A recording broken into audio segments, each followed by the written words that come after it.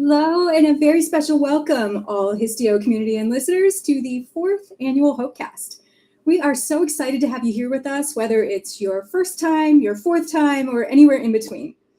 We love to spread hope like confetti around here, and we are about to see a very great story that is going to just bring you hope, is just incredibly just streaming with hope. So we are going to cut to Ewan's story.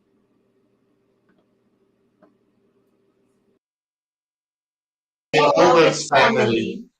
I'm Anna-Marie. I'm Yaku. I'm Anika. And I'm Yaman. I'm 11 years old and I live in South Africa. So only after the surgery, a few days later, after they got the biopsy results back, they were able to diagnose it. After removing the 90% of the tumor, the rest apparently just self-healed because about 2 weeks later, when they did a PET scan, there was nothing left of the tumor. One of the first steps that we as parents did was trying to get information, finding out what we were dealing with.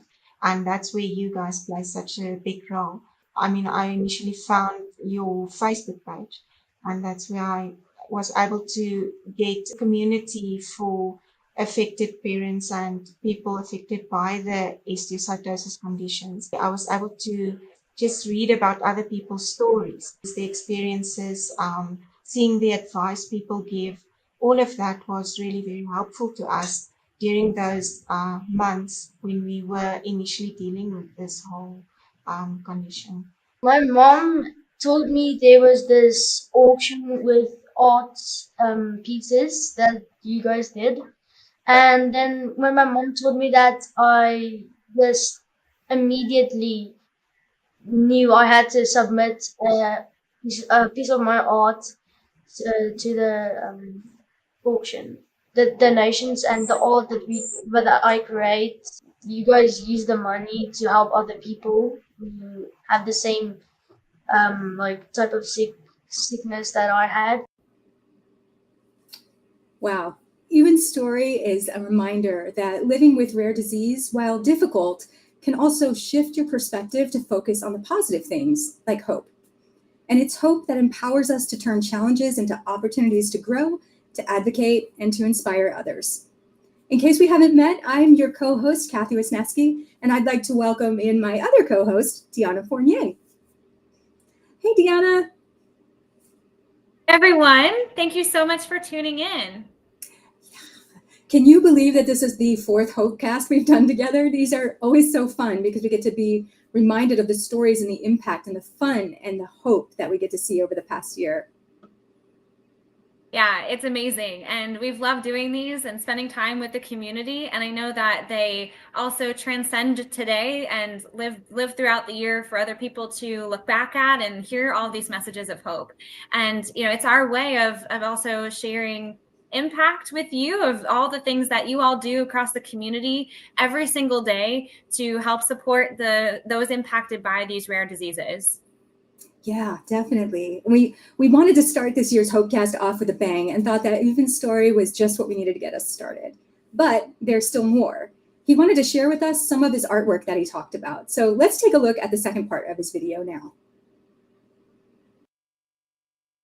Confidence to do more art to help me understand that I can help people with my art.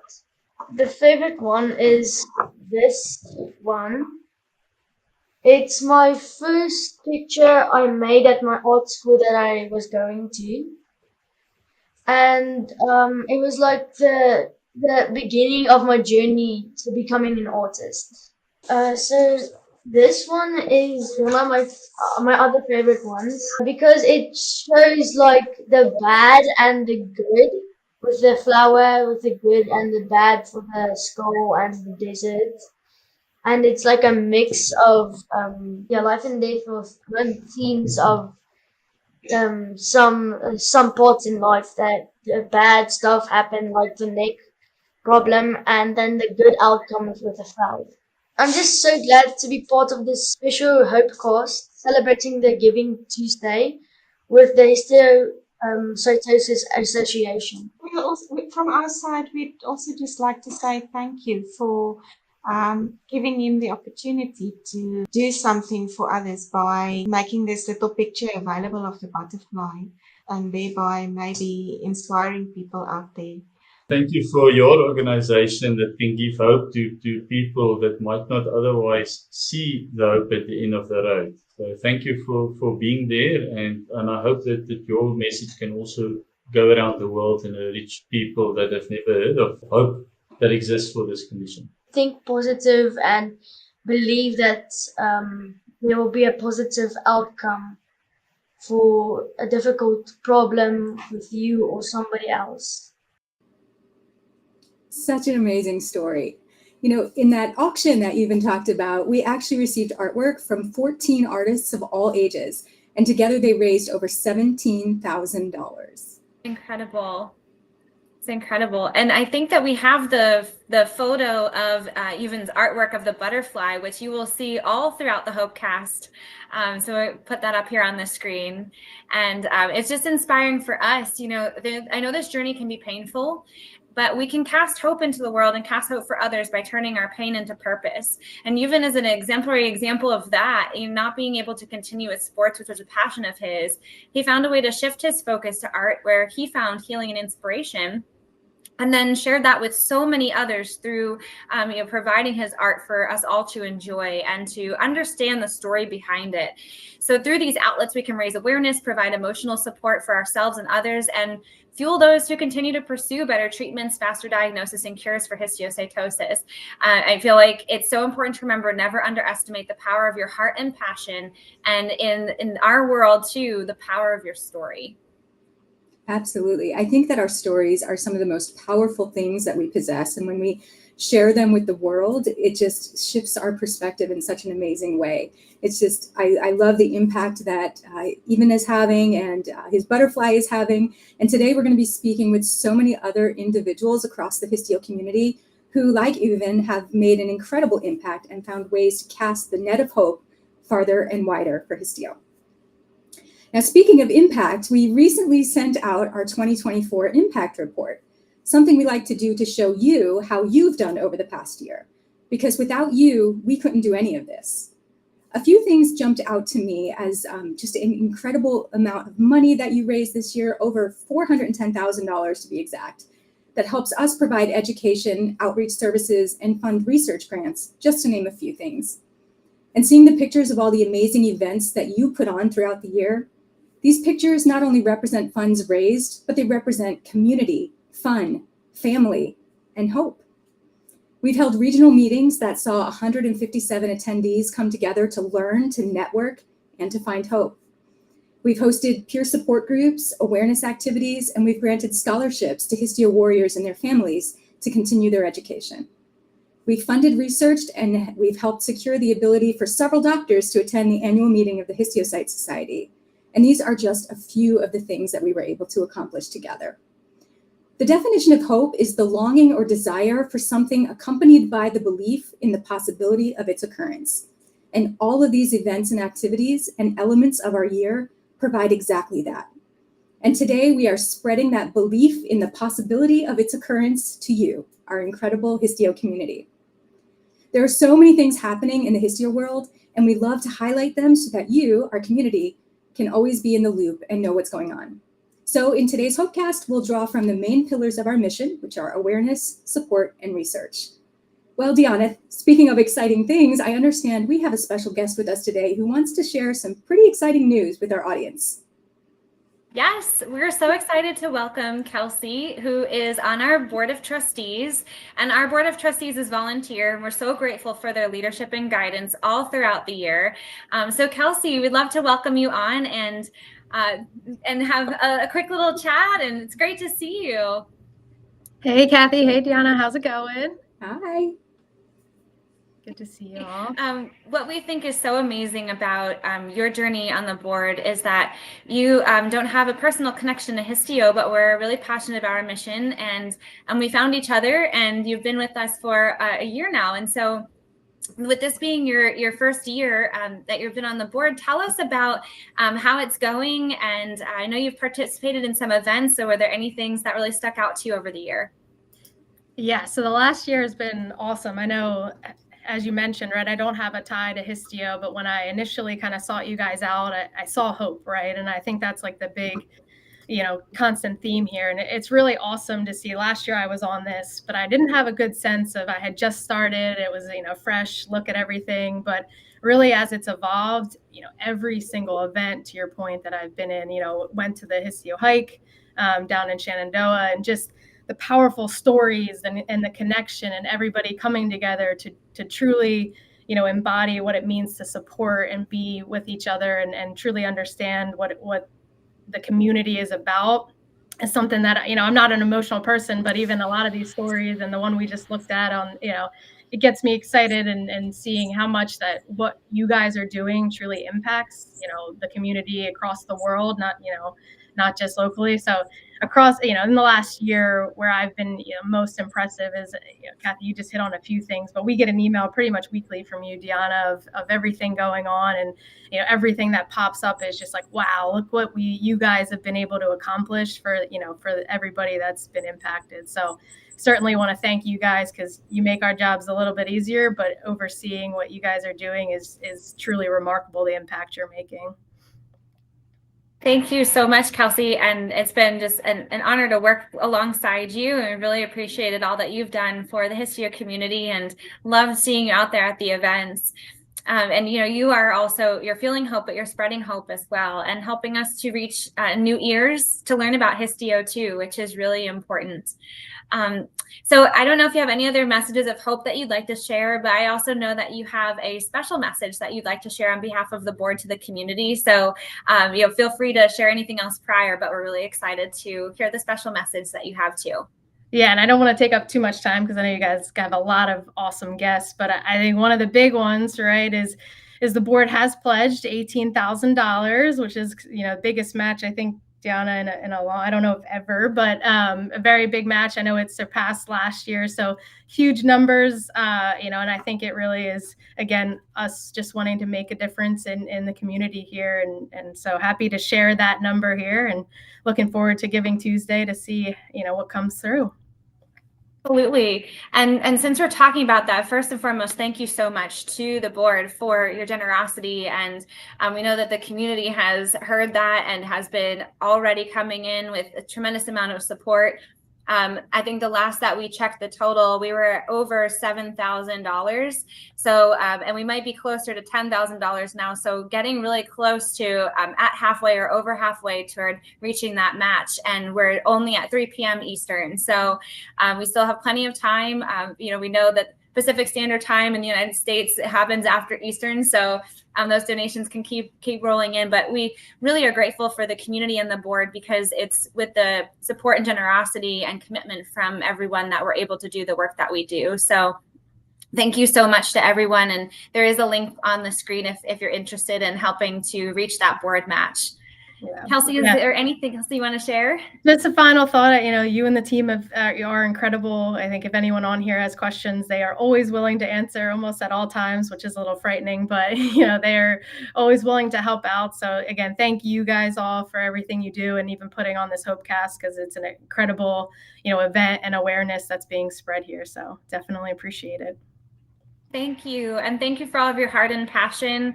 And thank you to the entire board for always helping to make sure that we are, steering this organization in the best possible direction for our community.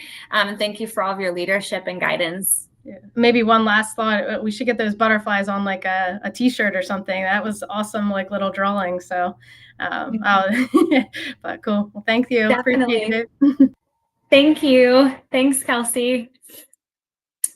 Yeah, we are so grateful to our volunteer board, and there's an anonymous community member as well that contributed to that $18,000 match, and it is the most we've ever had, to my recollection, on Giving Tuesday. And so that would, if we reach that match today, that'll bring our total raised in 24 hours to $36,000. And if you aren't familiar with our annual research grant program, we give seed grants at the amount of $50,000 per grant. So $36,000 is nearly one full grant that you as a community will contribute to in 24 hours. So thank you so much. We are just getting closer and closer, and we're going to be saying thank you to everyone throughout the day as well, throughout the HopeCast. So keep your eyes peeled for thank yous throughout this, because we want you to recognize just the importance and gratitude that we feel for your generosity and support. And so, on the heels of Kelsey's message, we're going to focus on the awareness pillar of our mission. Without awareness, we wouldn't reach families and healthcare professionals. That awareness really helps us to connect with people that may not know either about histiocytosis or may not know that there are resources available through the association or other resources that are out there. And so we are excited to welcome our next special guest, because I'd rather you all hear it from the community. So we're excited to welcome our next special guest, whose daughter Victoria has multisystem Langerhans cell histiocytosis. And so Andrea and her family have joined us to share more about why they raise awareness and hope and how they have taken action to bring change for the future. So Andrea, excited to welcome you to the HopeCast. Thank you. I'm glad to be here. So don't know where exactly to launch out. So yeah, well, Andrea, I know your family's journey with LCH was not linear. There were many ups and downs throughout for Victoria, and all along the way, you held on to hope. Victoria is a shining example of hope. You shared so many pictures of her along this journey where she was smiling brightly. She herself was sharing her story with others. How is Victoria doing today? Maybe you want to touch briefly on a little bit of her journey. Yeah, so she's actually doing really well.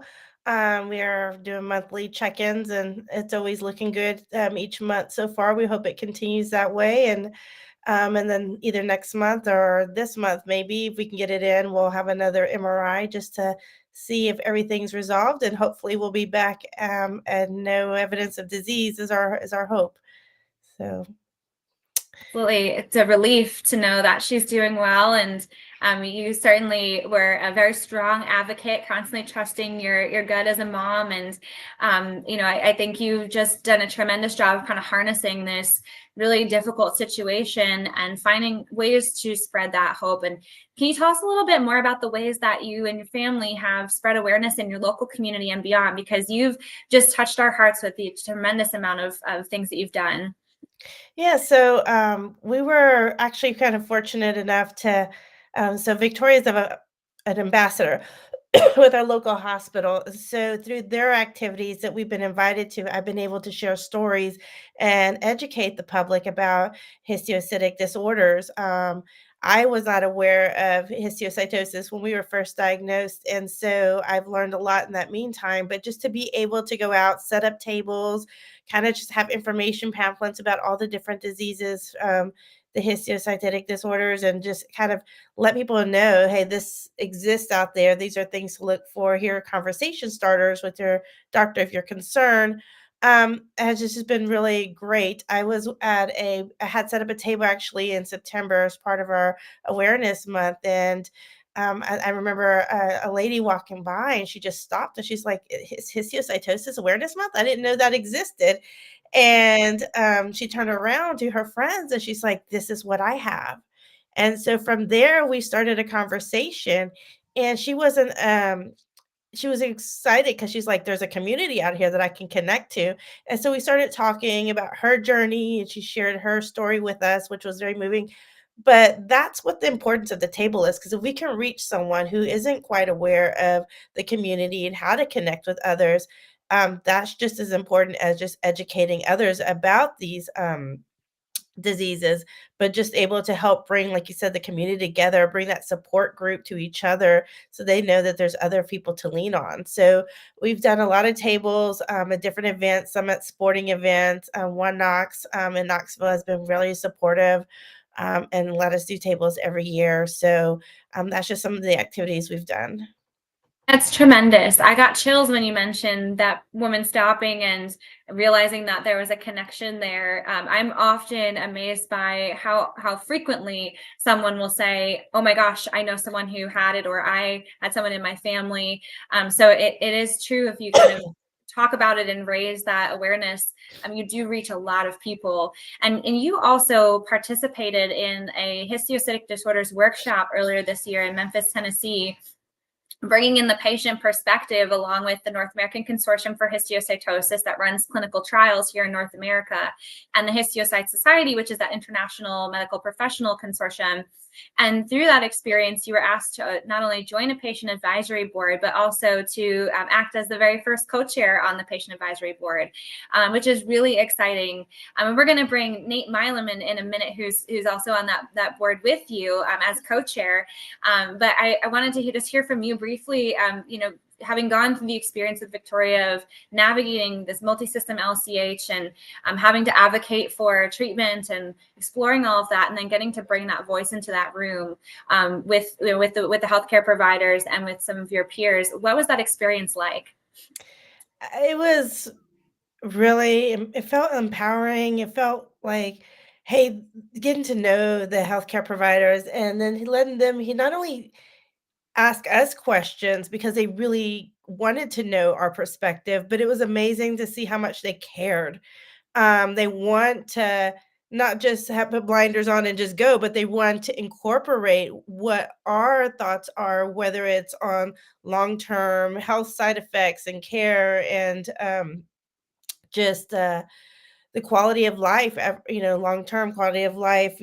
What are your obstacles? What kept you from taking a trial versus the traditional off-the-shelf treatment? So all those questions came up, and they were really just asking us. So it was different, instead of us always picking the brain of the medical community, for them to really know what matters to us, and to know that they're going to try to incorporate that, those thoughts and those ideas that we were able to provide to them into not only their maybe clinical trials, but as they approach their patients themselves. Absolutely. And thank you so much for dedicating the time to come and to bring that perspective in. And, you've experienced so much. I feel like so many people in the community who have been personally impacted are almost as expert on some things as the doctors are. And so, you're bringing in that perspective that is so critical. And so we'd love to welcome Nate on as well. And, Nate is an HLH survivor and also on this patient advisory board with you. Hi, Nate. Hi, Diana. Hi, Andrea. Nice to be Hi. here.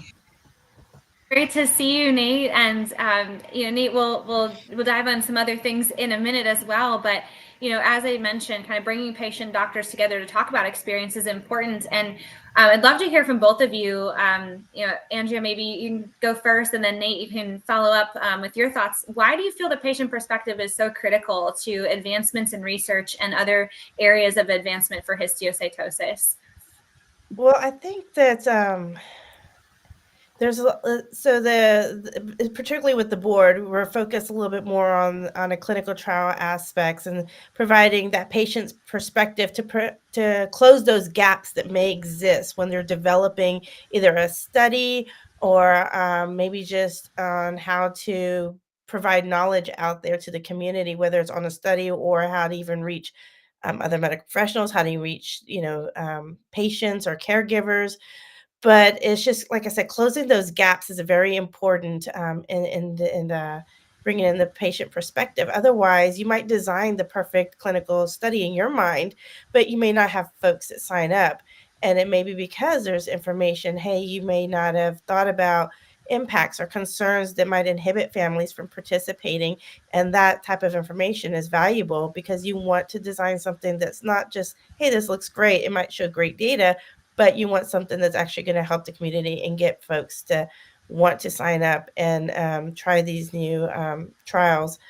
I think, there's a lot of challenges that exist out there for those, not only trials, but just in general, working with the patients. And I think the caregivers, the patients, we're there living it every single day, where the doctors are seeing us, impulses. And so just to be able to, like I said, fill in that information that they're not seeing, or provide a little bit more detail that they might not be aware, can help provide advances.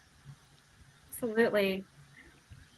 I agree with Andrea, and I think that the patient perspective is extremely critical, mainly because no one is going to really understand quite what the experience is besides the patient. And there's a common misconception that providers know more because they went to the school and they did the training.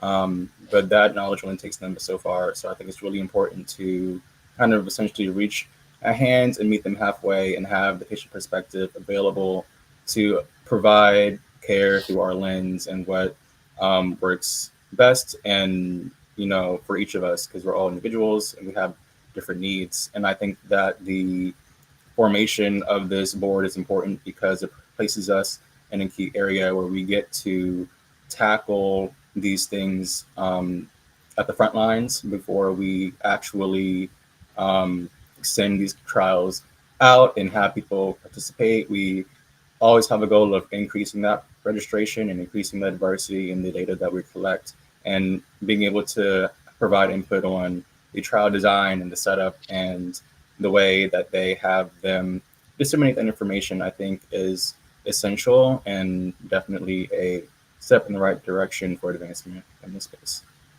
Absolutely. And advocacy is so important. And so I'm so grateful to both of you and the members on the board for everything that you're doing to help bring that perspective forward. You both had a very difficult journey. It was long, and you had to endure a lot of ups and downs. And so being able to share that will help people in the future, because hopefully we can improve so much, next year and then following and the following. So just thank you so much for your willingness to and advocate on behalf of the whole community. Thank you for just creating such a wonderful community of people. Yes. And Andrea, thank you so much for everything that you've done for awareness with your family and with the local community and beyond. I mean, it truly means the world. Nate, we're going to have you stay and share a little bit about some other advocacy efforts that you're doing. But Andrea, is there any message of hope or anything you'd like to share with the community? Yeah, I just want to thank everybody for joining. If y'all have obviously found the Histiocytosis Association, but please just also help us spread awareness, because we can't do it alone. So just having you also help us spread awareness and let others know where they can turn to find information, to find community and support goes a long way. So I would like to challenge everybody here to also help us with that mission to spread hope and awareness. Absolutely. And again, we're so relieved to hear that Victoria is doing well, and just thank you from the bottom of our hearts for everything that you do. And thank you for joining us to share a little more about your journey. And I know that you share your story, and we've shared Victoria's story on social media. So if anyone is interested in learning more about Andrea, Victoria, and their family's experience with LCH, you certainly can find that on our social media and learn more about that. I know Andrea is always willing to connect, and so thank you for all you do. Thank you. Thanks, Andrew.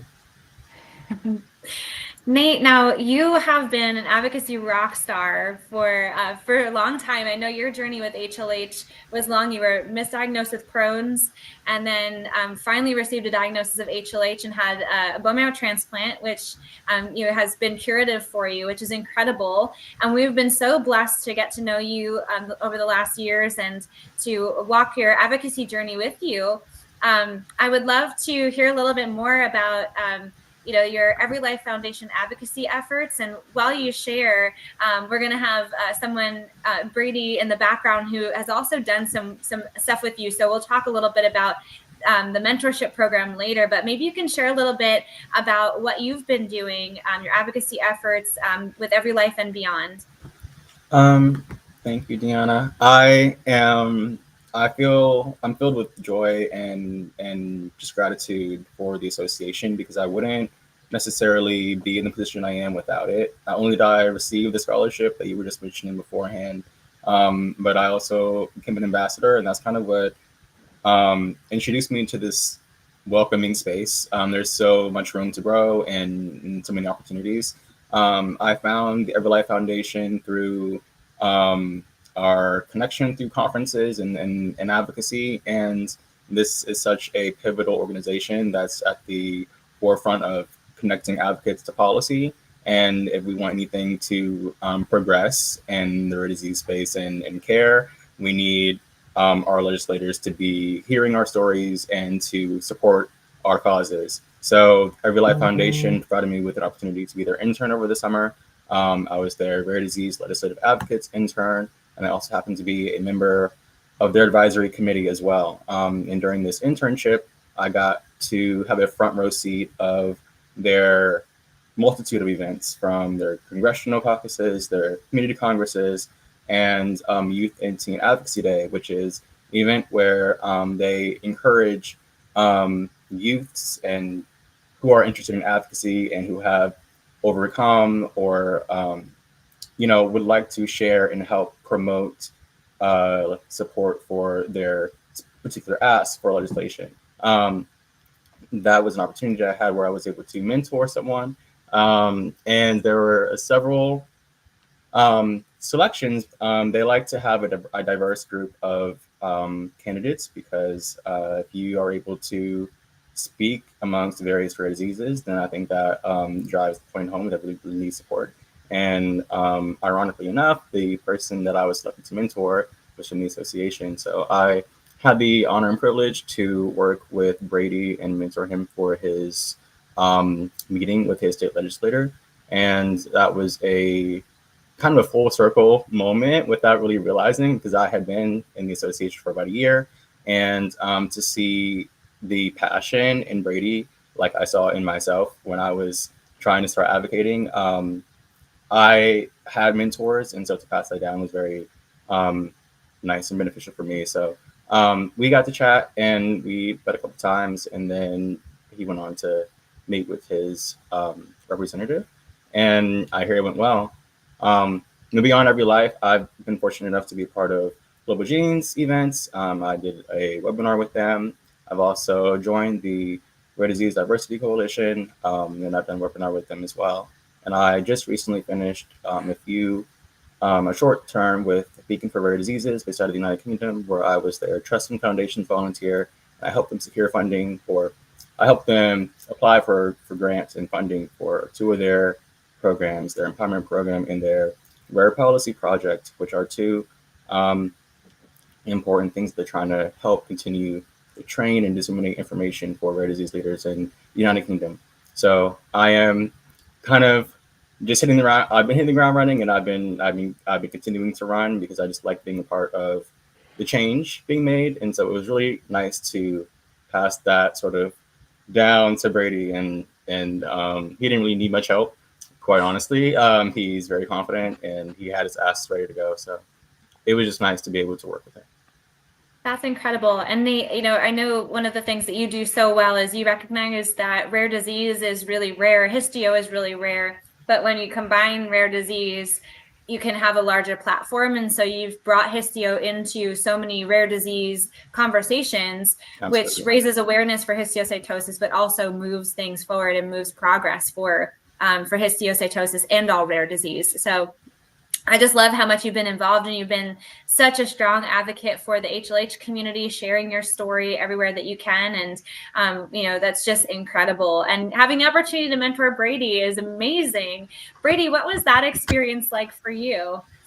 Yeah, me and Nate, we went through and we decided what we wanted to advocate for with the legislative committee. And we ended up landing on the Creative Hope Reauthorization Act, and it actually ended up getting passed.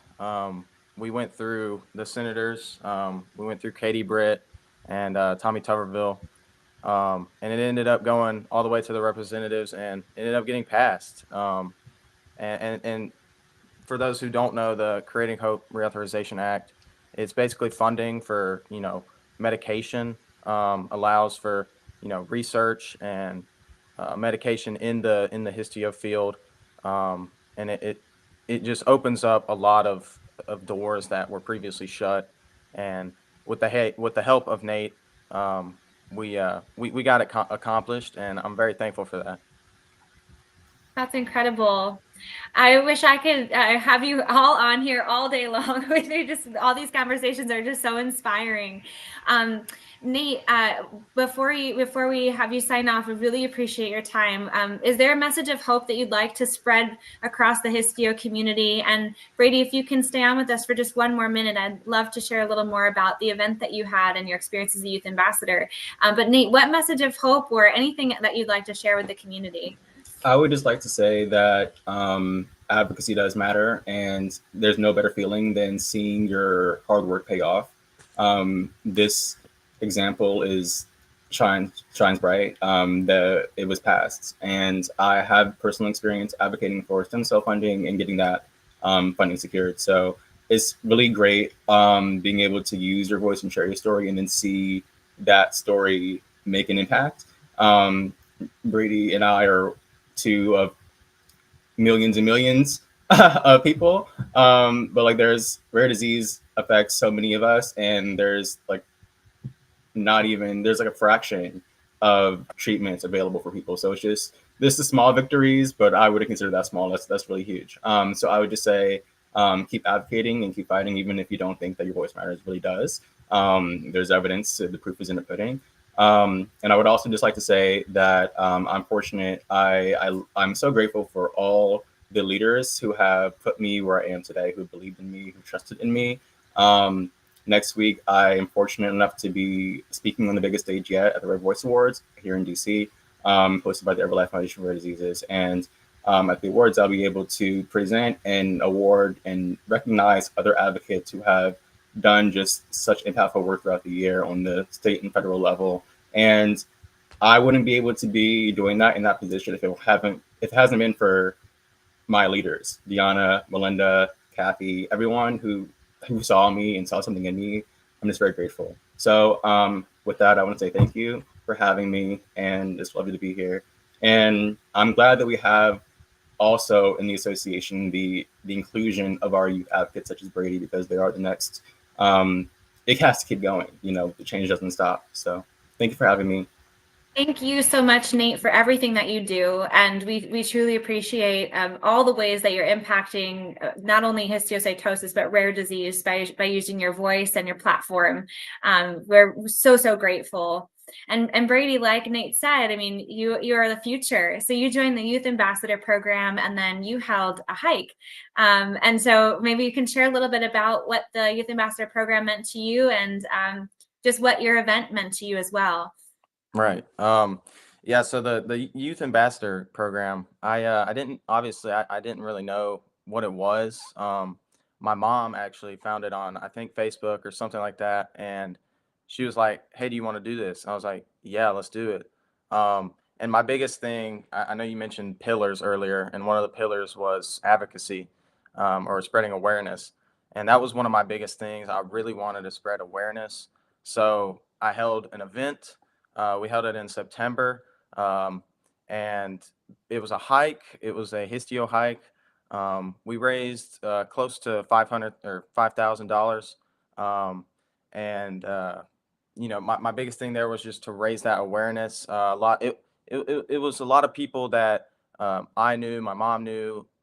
We wanted to spread the awareness there, and unfortunately, it was raining. But that didn't stop us. We kept going through, and that's that big thing. You got something that you want to get off your chest. You want to spread the awareness and whatnot, and you just got to go for it. And that's what we did, and it was successful. That's incredible. And I love that the rain didn't stop you. Kind of like the histio journey has a lot of things that you have to navigate through. The rain was just a challenge that you overcame. And I just think it's really beautiful that you wanted to not only learn more about histiocytosis through your journey, but to also raise that awareness. And I understand you also did something at school too. Yeah, we at school I had, told my friends and a lot of my people, and I just kind of let them know what was going on with me. And that's not something I do like to open up about, but with the event coming up, I figured this is probably that time. We got to share with my friends and whatnot. And I have this T-shirt from the event. I'm not going to show the back because it's going to be a little hard. But yeah, this is the shirt that we had for my hike. They're awesome. Yeah. They're so awesome. We so appreciate everything that you've done I know putting together an event is hard work, and you had a wonderful turnout, and I had the opportunity to meet you at a regional meeting in your state, which was incredible. So just thank you so much for everything that you're doing and for your interest in being a youth ambassador. And hopefully if there are others out there who are interested in following in your footsteps, they'll want to learn about the program and join and take advantage of some of the opportunities you have, including advocacy and all of that. So thank you. Is there any special message of hope that you'd like to share with the community? Yeah, like you said, I would really encourage a lot of the younger, people. I'm 17 and I'm still a youth advocate. And, I know there are a lot of kids that are younger than me, same age, whatever. This is an option for you. If you really want to spread the awareness, if you really want to raise money, this is something that you can do. And there's people out here to help you, like Deanna and Melissa or Melinda. There are people and there are things in place that can help you, just build these blocks and, don't let anything stop you. Thank you so much for a beautiful message that you're sharing and for everything that you're doing for the community. It's just been such an honor to get to know you, Brady, and we truly appreciate you and your family. Thank you so much for joining us today. Oh, these conversations and stories are just so uplifting, and hopefully you're feeling the power of these stories and just seeing all the impact that you all have. So now we're going to hear from Avalon on raising awareness as a sibling of a Histio patient, she recorded a special message for us. McFadden, and my connection to Histio is my little brother Hudson. He was diagnosed with Histio around 8 months old. What made me want to be a Histio youth ambassador was seeing my mom be an ambassador herself and helping raise awareness. So far, I've had a lemonade stand before I became an ambassador and a Jeep car show after I had become an ambassador. I've also helped my mom in various fundraisers. For me, being a youth ambassador means helping raise awareness and find a cure. Being a youth ambassador, but also just being part of the Histio community has helped me find what career I want. I want to be a pediatric nurse and work on the oncology floor so I can help kids with Histio. Thank you. Everyone support me.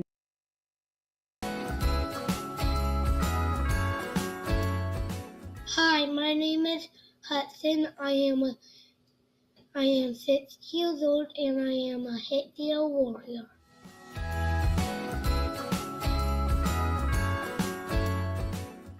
I think I've got too many appointments and I don't like.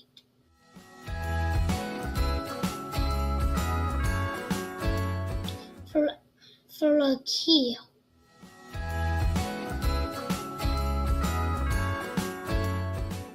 Thank you for helping fight Histio. Wow. Look how much hope we've already highlighted, and we're only 45 minutes in. We are just getting started. I want to give a special thank you to Andrea, Nate, and Brady, and for Avalon and Hudson for all of the incredible work that they've done and continue to do. And next up, we've got a special video of hope from Hank, a histiocytic sarcoma survivor who's still undergoing treatment. However, he's seen this journey as an opportunity to share positivity with others. And also John and Dawn, mother and father of Josh, who was diagnosed with LCH at the age of 22 and has been a mentor to many younger Histio warriors. Let's take a look. I'm Henry Heron. I go by Hank. I was diagnosed in 2019 with histiocytic sarcoma. How did I turn this situation, what appears to be a negative situation, into a positive situation? I have to say, I relied on my faith. My faith put me in the position, plus the life I've lived and the experiences that I've had that helped develop my character and personality. It has helped me realize that life's such a gift, and I was going to do all I can to fight through this. Maybe not only to help myself, but to help other people get through it. You got to rely on. And like I say, I mentioned my faith, but I rely on my family and friends. And my family's been instrumental. They've been with me from day one.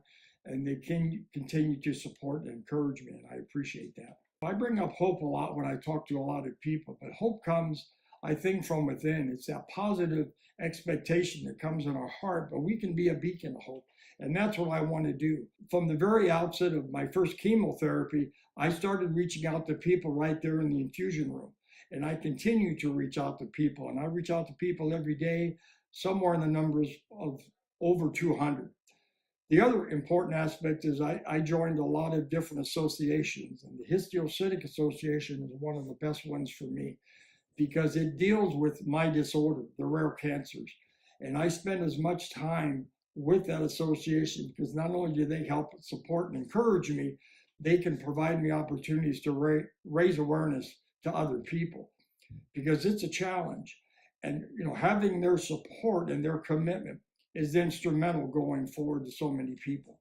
And I'm so thankful for what they've done in my life, and they can be very supportive in your life. Thank you. Don Forrest.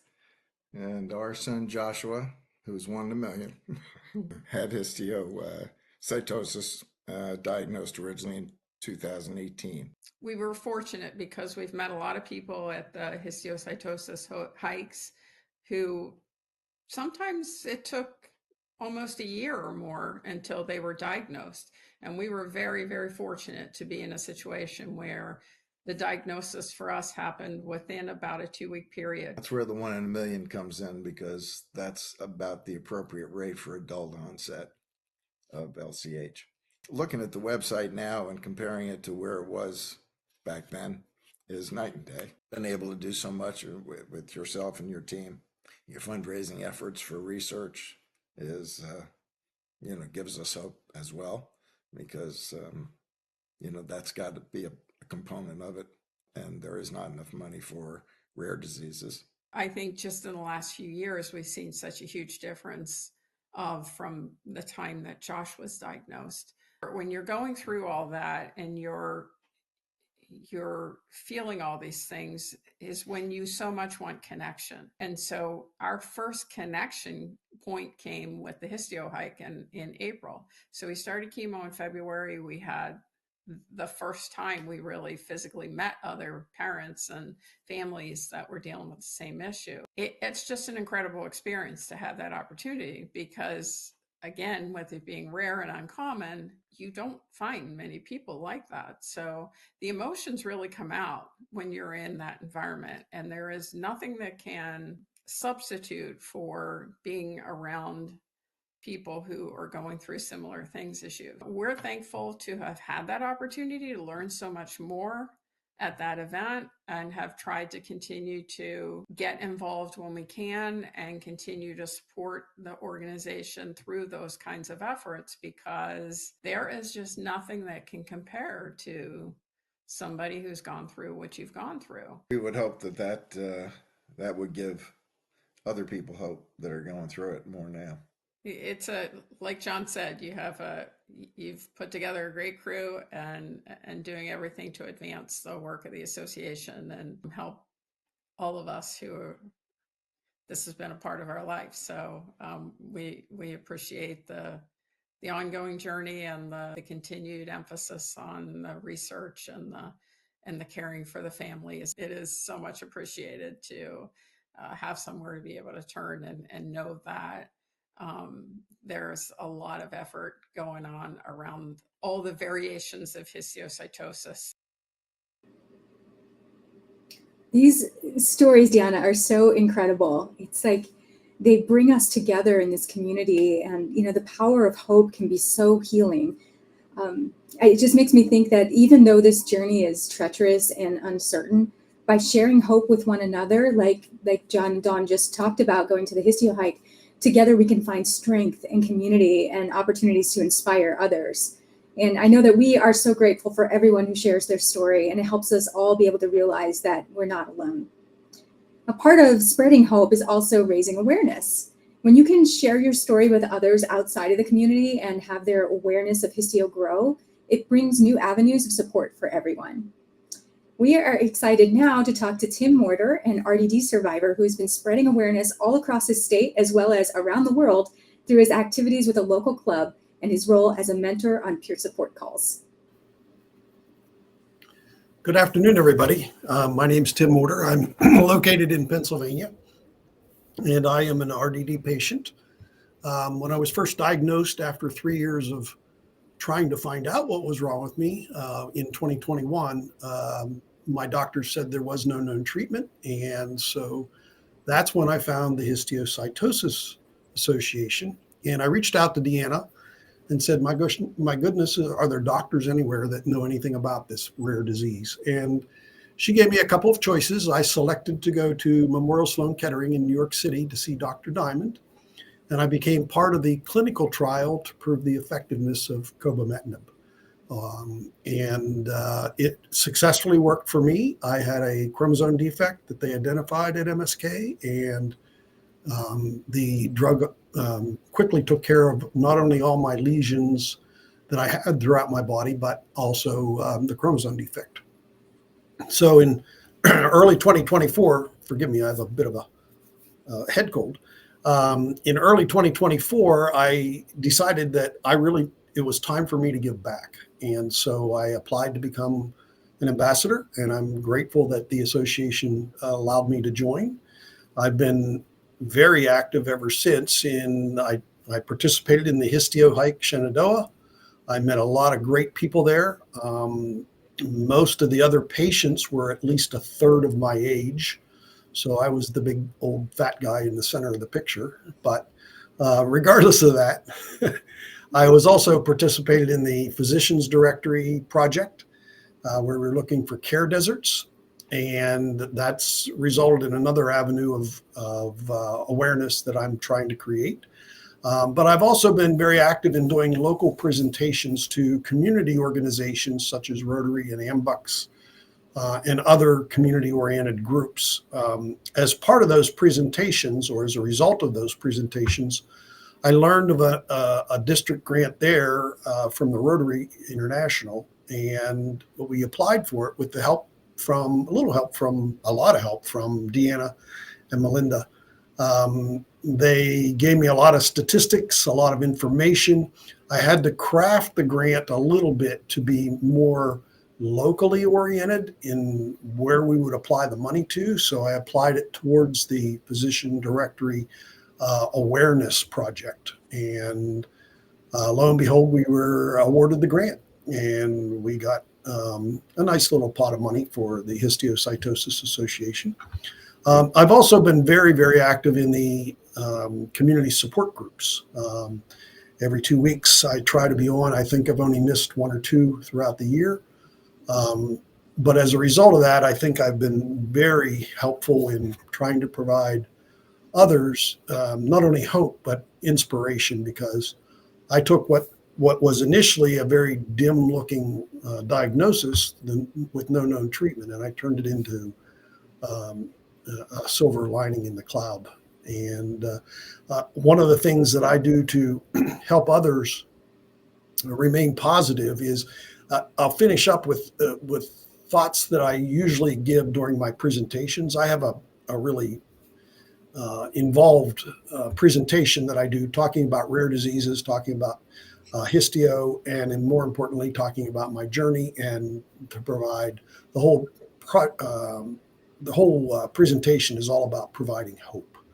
So I finish up these presentations with a few thoughts from my histio journey, and I say to my audience, stay positive in the face of adversity, have faith in a higher power, be your own advocate, seek answers that may not be well known, believe in yourself, and provide hope to others.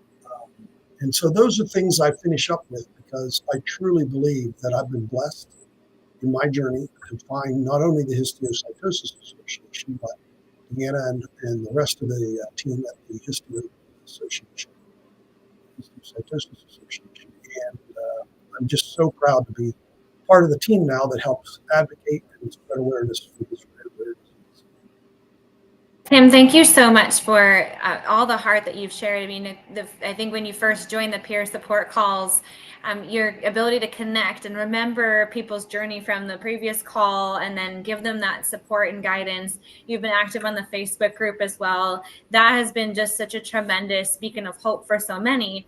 And thank you for the amazing work that you're doing with the Rotary and securing that grant to help support the Physician Directory Project. I mean, being able to find more doctors to join, not only join the directory, but more importantly, to want to treat and know about histiocytosis will make the difference for so many people to get that faster diagnosis and to know about all the treatments that are available. So you're making a tremendous impact, and we can't thank you enough for what you're doing.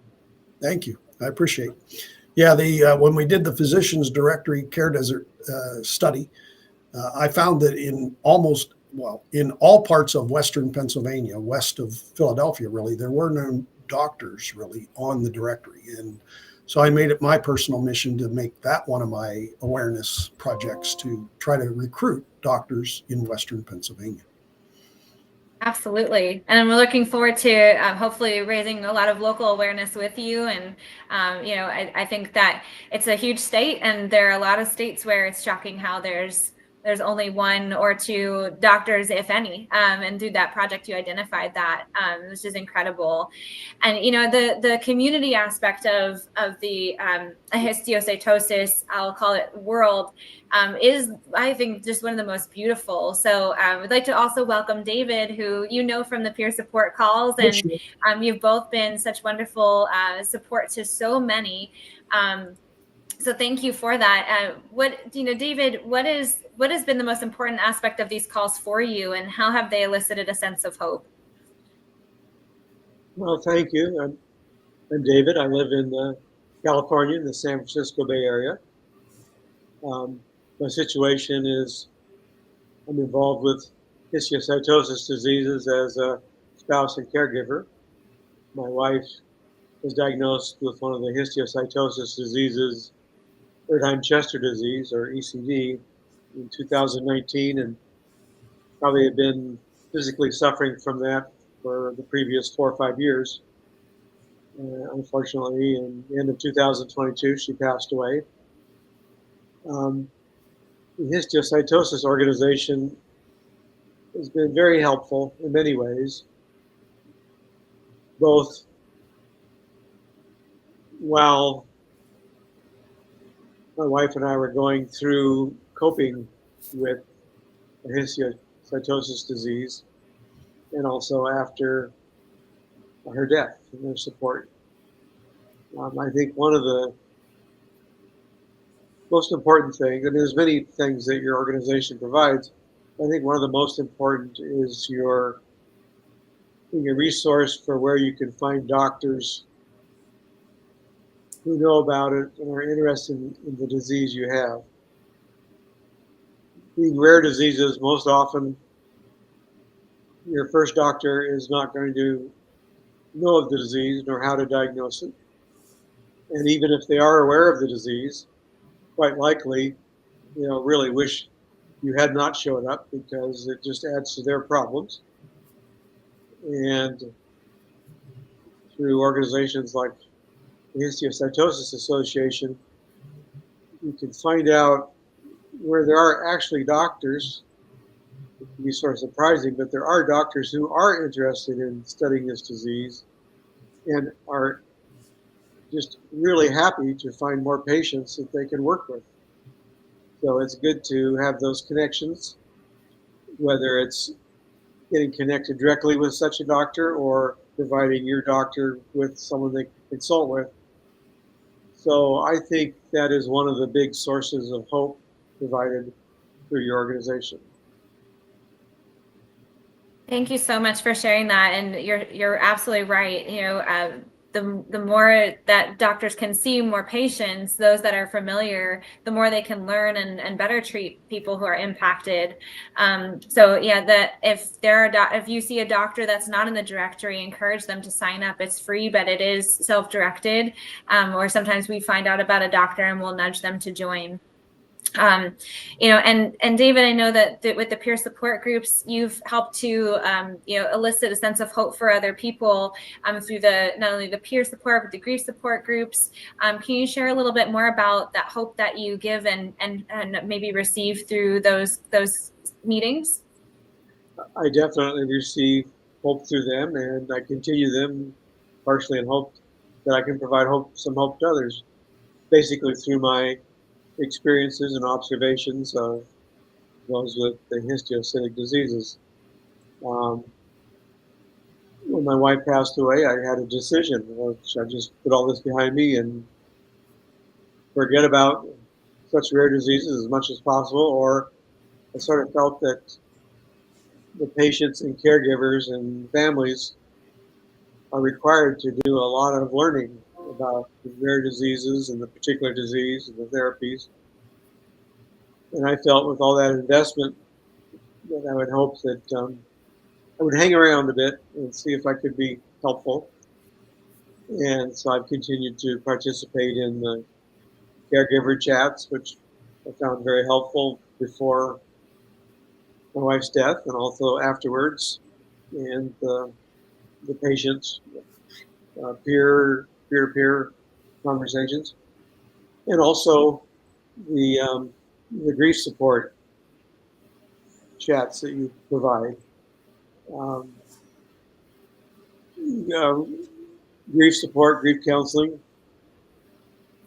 You can certainly do it, benefit from it, whether you're with people who had rare disease, histiocyte disease experience or not. But there is still something special about the grief that you experience surviving someone who had a rare disease. And I just think, you know, we talk about what are messages of hope, and I would say, why is it that we're looking for hope so much? I think partly my experience has been that having a rare disease is very isolating. And if you aren't able to join a group like your organization, you're pretty much on your own, maybe with a doctor, maybe not. And your various support activities and the different chat groups reduce the isolation and therefore increase the hope. Absolutely. Well, I just want to say a tremendous thank you, David and Tim, for everything that you are doing on those calls. And I know that that's just a sliver, but seeing both of you there, and I know the consistency with which you join, you prioritize the community and being there for others, and that just means the world. So just really thank you for everything that you're doing for each other, and your heart, your passion for raising awareness and supporting each other through this journey. It's incredible to watch you both inspire others, and I'm just fortunate to have a chance to know you both. So thank you so much for joining us today and for sharing your stories as well. And Deanna, I would just love to mention real quick that if anybody's interested in learning more about David's story or about our grief support calls, David was on a recent episode of the Beyond the Diagnosis podcast just a couple of months ago. So definitely go back in that catalog and look for that episode if you want to learn more. Absolutely. Thank you so much, David. Thank you so much, Tim. Gosh, we have such a big family in this Histio community. I feel like I know so many of you, and it's like my family is just hundreds of people big. So we really are so grateful for everything that we do together.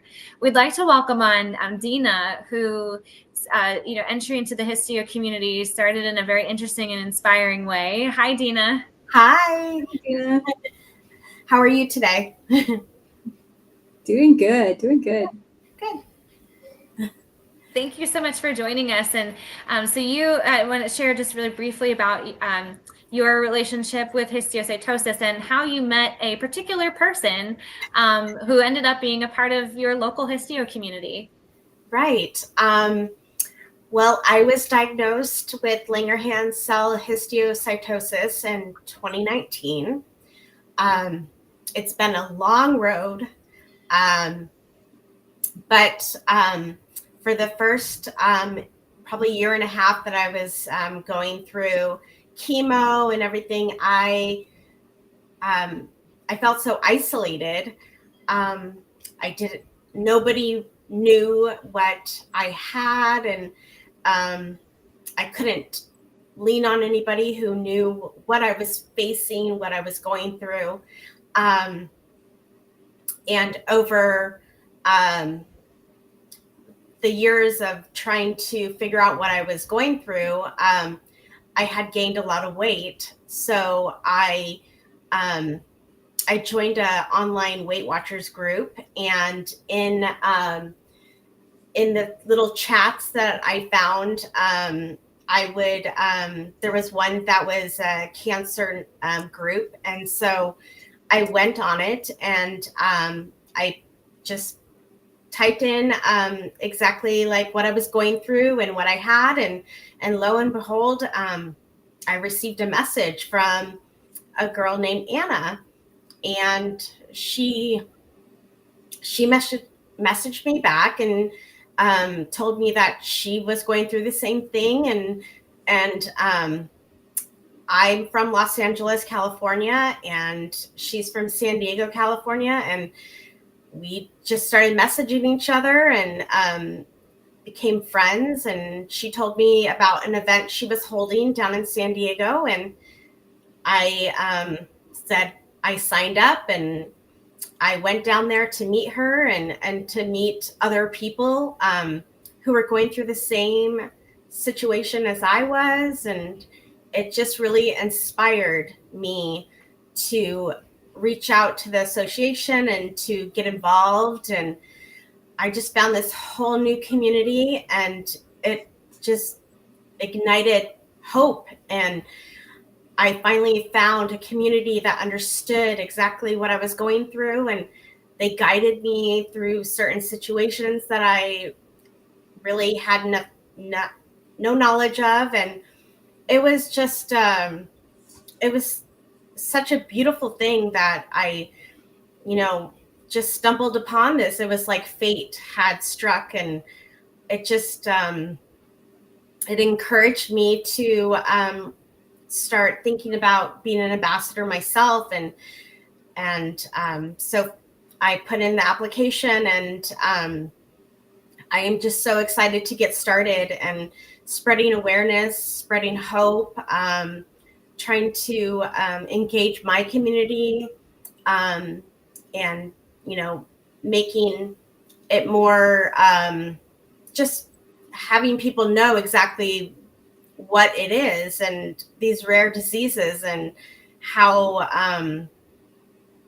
lonely it can be if you don't know anybody else who's going through it. Because for a year and a half, I felt just like nobody knew exactly what I was going through. I felt almost like I was going crazy in a way, that I had all these symptoms and just things going on, and nobody really understood it until I met other people who were going through the same thing. And they're like, yes, that is what I have going on. Or, you're not crazy.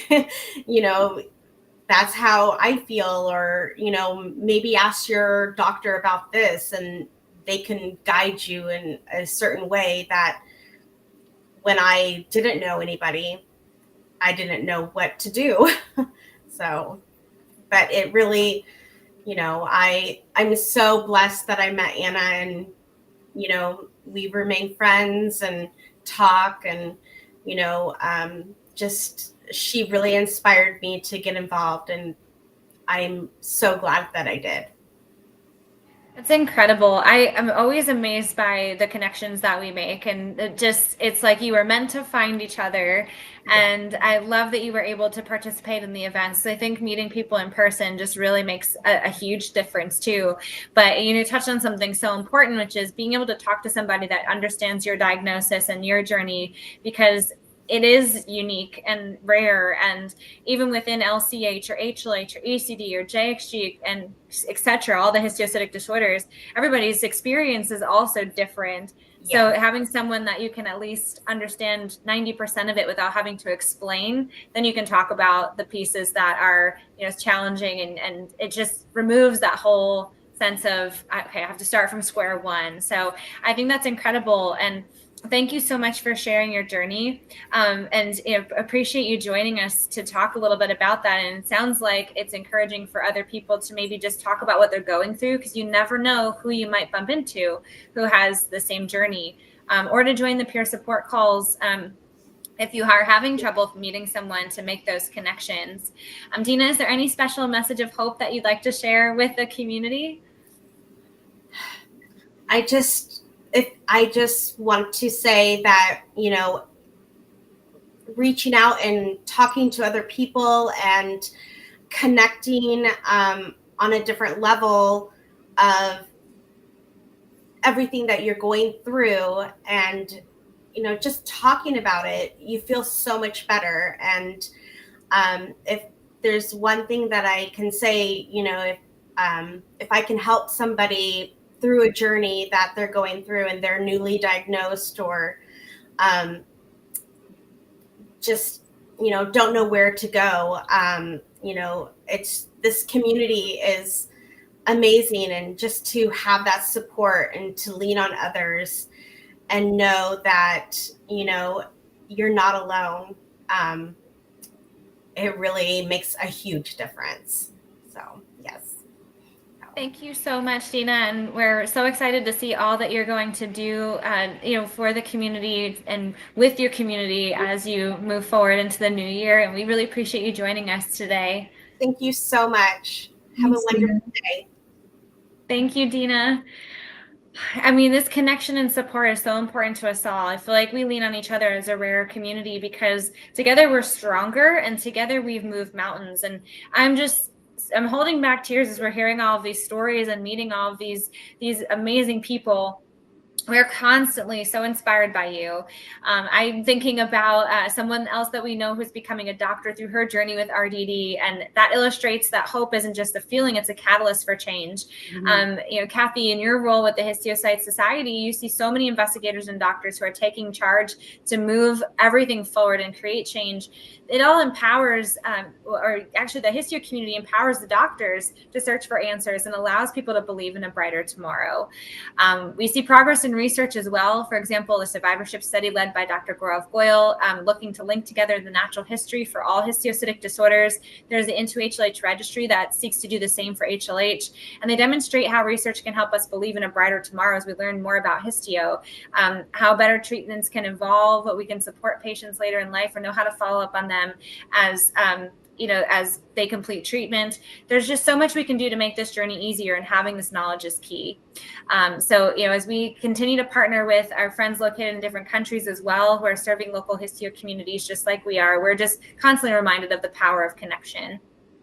Before we welcome on our next guest, who we actually found through partnership and that critical coming together of different opportunities. But before we welcome on our next guest, Pat Gilroy, who is the moderator and leader of the Facebook group Got DI or AVPD, which has been renamed to, we'd love to share just a special message about a Monkey Grins program.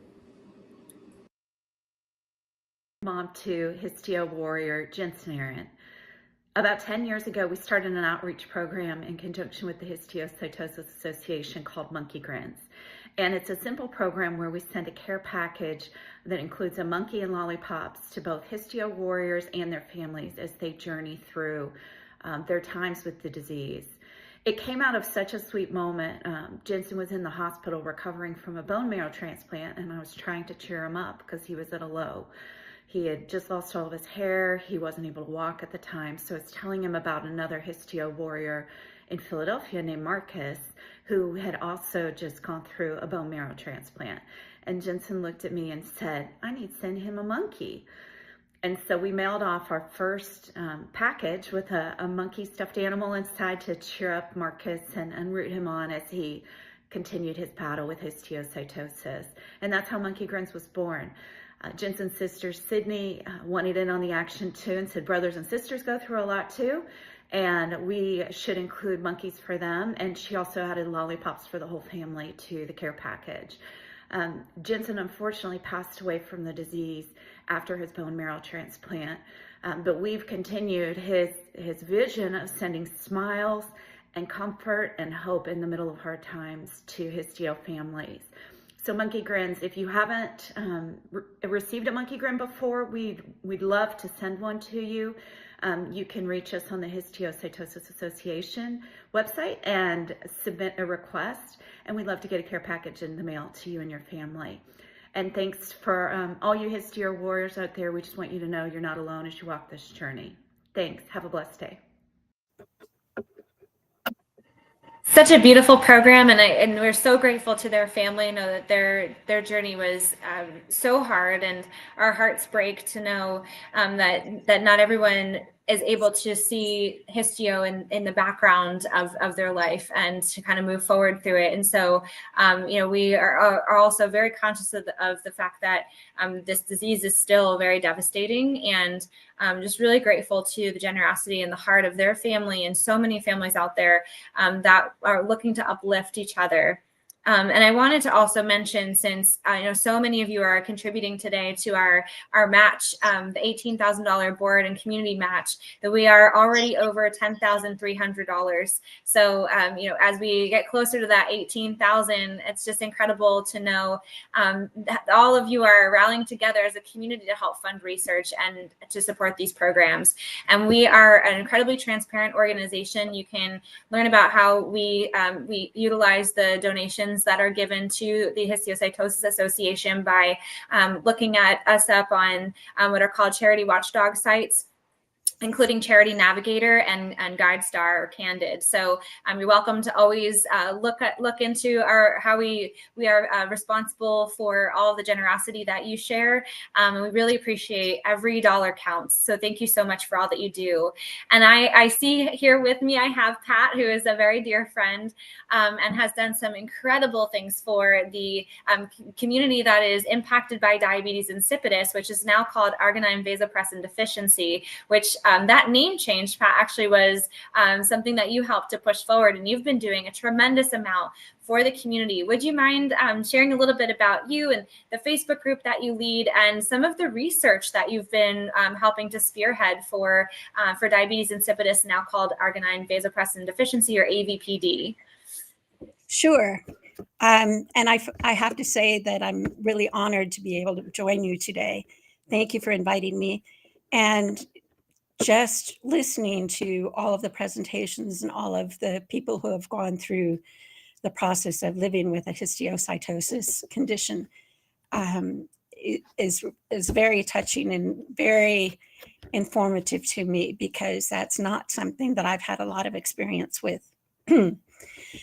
I had pituitary surgery in 1995, and my doctor said, oh, there's a side effect, or there may be a complication where you lose the ability of your body to absorb fluids. And I went, oh my goodness, that doesn't sound like a very good thing to live with if your body doesn't absorb fluids. And he said, don't worry about it. You just take a pill or two a day. I went, okay. Well, anyway, I ended up with the complication, and it took me a little while to figure out about diabetes insipidus. There was no place to go, no information. And there can be really serious side effects from not understanding how to take the medication. And there's no easy way to get lab test results to tell you whether you're heading for trouble. So many years, it was beginning of the internet, and I finally found a little group of moms started. And then I continued to be interested in what's going on medically. And so I started reading medical journal articles and everything to find out what's going on. And I realized that I was very lucky because I figured it out, but I knew there are a lot of people out there that didn't. And I became the lead administrator for the Facebook group, Got Diabetes Insipidus, which is now, we have to continue to use that even though it's the old name, or arginine vasopressin deficiency. That new name, it tells people exactly what the problem is. We don't have enough of the hormone AVP. So we're deficient, and therefore our bodies don't hold in enough fluid. So I kept posting research articles, et cetera, and I became the lead administrator for the group a number of years ago. And through my work in that group, I was asked to be part of a patient representative for a research group that does the most research on AVP deficiency in Basel University in Switzerland, and I'm in Eugene, Oregon. So I've been working with this research group, and particularly with a physician there, a neuroendocrinologist by the name Dr. Attila. And so as I was being involved in the research that he was doing, I thought, there's another need. There are other needs that his research wasn't able to address. And as the lead administrator for diabetes AVP deficiency, I kept noticing all of these young children that were being diagnosed with this. I mean, you'll have a 2-year-old with 3 liters of urine a day, and they'll drink anything because they're so thirsty. And I kept wondering, this seemed really odd to me. And it turns out that a number of them were actually then diagnosed as having a histiocytosis condition.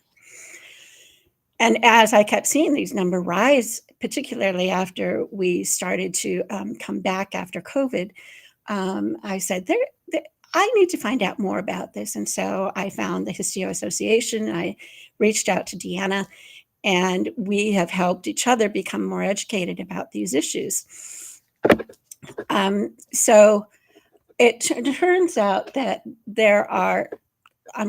we did a survey. I created a survey last year, and we ran it this summer, and it was for people with AVP deficiency, but we had a special section for people who were also diagnosed or are being in the process, wait and watch for a histiocytosis condition.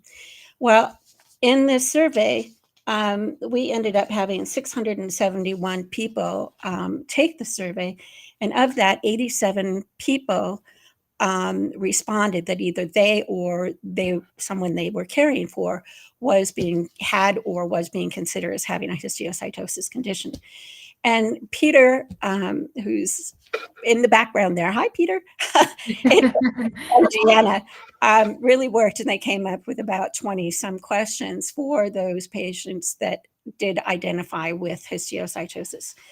And what we found was, and this is just our small sample size, we found that 73% of those that had been diagnosed had LCH. And we had 8 different conditions that people identified, histiocytosis conditions, certainly a lot less than that for each one of the other ones, but there were 8 different conditions of people who also had AVP deficiency. And AVP deficiency is often one of the first symptoms for some of the histiocytosis conditions. And so as we now in AVP deficiency, our group, when we see young children or parents coming in and saying, please help us figure out what's going on. My baby keeps urinating and we don't know what's going on. It's so thirsty. And so we always bring up, besides going through the process of being diagnosed with AVP deficiency, we also bring up that they really need to be looking into what is causing the AVP deficiency. It's frequently one of the first symptoms and of a histiocytosis condition. And we've had in the survey, I was surprised at the number of people that said that it was diagnosed within the same year as a histiocytosis condition. That some people went 5 years, 8 years beyond having AVP deficiency before a histiocytosis condition was identified. And so we ask new members who don't have an idea of why it was caused. We ask them pertinent questions, and then we guide them to the Histio Association. And we've gotten great feedback from our members that have gone to Histio Association because it's been really helpful in helping guide them on that portion of their journey. We're there to be able to help guide them on their AVP deficiency journey. which can be really hard to figure out how to manage safely. One of the things in our survey is that 28% of the respondents out of the 671 responses, 28% had been hospitalized for having low blood sodium from taking too much of the medication, self-medicating too much, and drinking too much. So that's why it's a difficult aspect of having this AVP deficiency. And what's come of this also is that Deanna has really worked to build up the knowledge base and resources in the Histio Association on what is AVP deficiency, what are some of the characteristics of that, and also for people with AVP deficiency, what are some of the symptoms of a histiocytosis condition? So it's a great handout and that we've put out there as well, and it's on your site. Thank you very much. And so by working together, we are doing outreach both to the Histio Association and people with histiocytosis, but also in helping people identify what is going on in their lives and their need to be further testing for diagnosis. And I just want to read something that the researcher, Dr. Attila, he did a presentation recently for an organization that I'm also in for pituitary issues. But I want everybody to listen to this really carefully. His quote is, "It is often not sufficiently recognized that patients with rare illnesses such as central diabetes insipidus, AVP deficiency, and histiocytosis, they are experts on their conditions. And the experiential knowledge that patients acquire after years of treatment is hard-won and unique, and deserves to be considered both clinically and scientifically. So know that you have the knowledge, you have the experience. And one of the things that I so appreciate with what they're doing in Basal is they're really working with patient groups to be able to identify what else do we need to know as researchers so that we can really pursue and understand what's going on with patients and make their journeys better. That's beautiful. Thank you so much for sharing that, Pat. I mean, I got chills when you were reading that because I think so often we assume, I think so often we assume that we've, go with what the doctors say, or, that I'm not going to be able to make a decision on my behalf because I'm not sure if I have enough knowledge. So just hearing you say that and having that come from a very esteemed neuroendocrinologist is incredible. Thank you for empowering all of us with that message. And the support that we are able to give one another, and particularly with all of the support groups that you have, makes such a vital difference.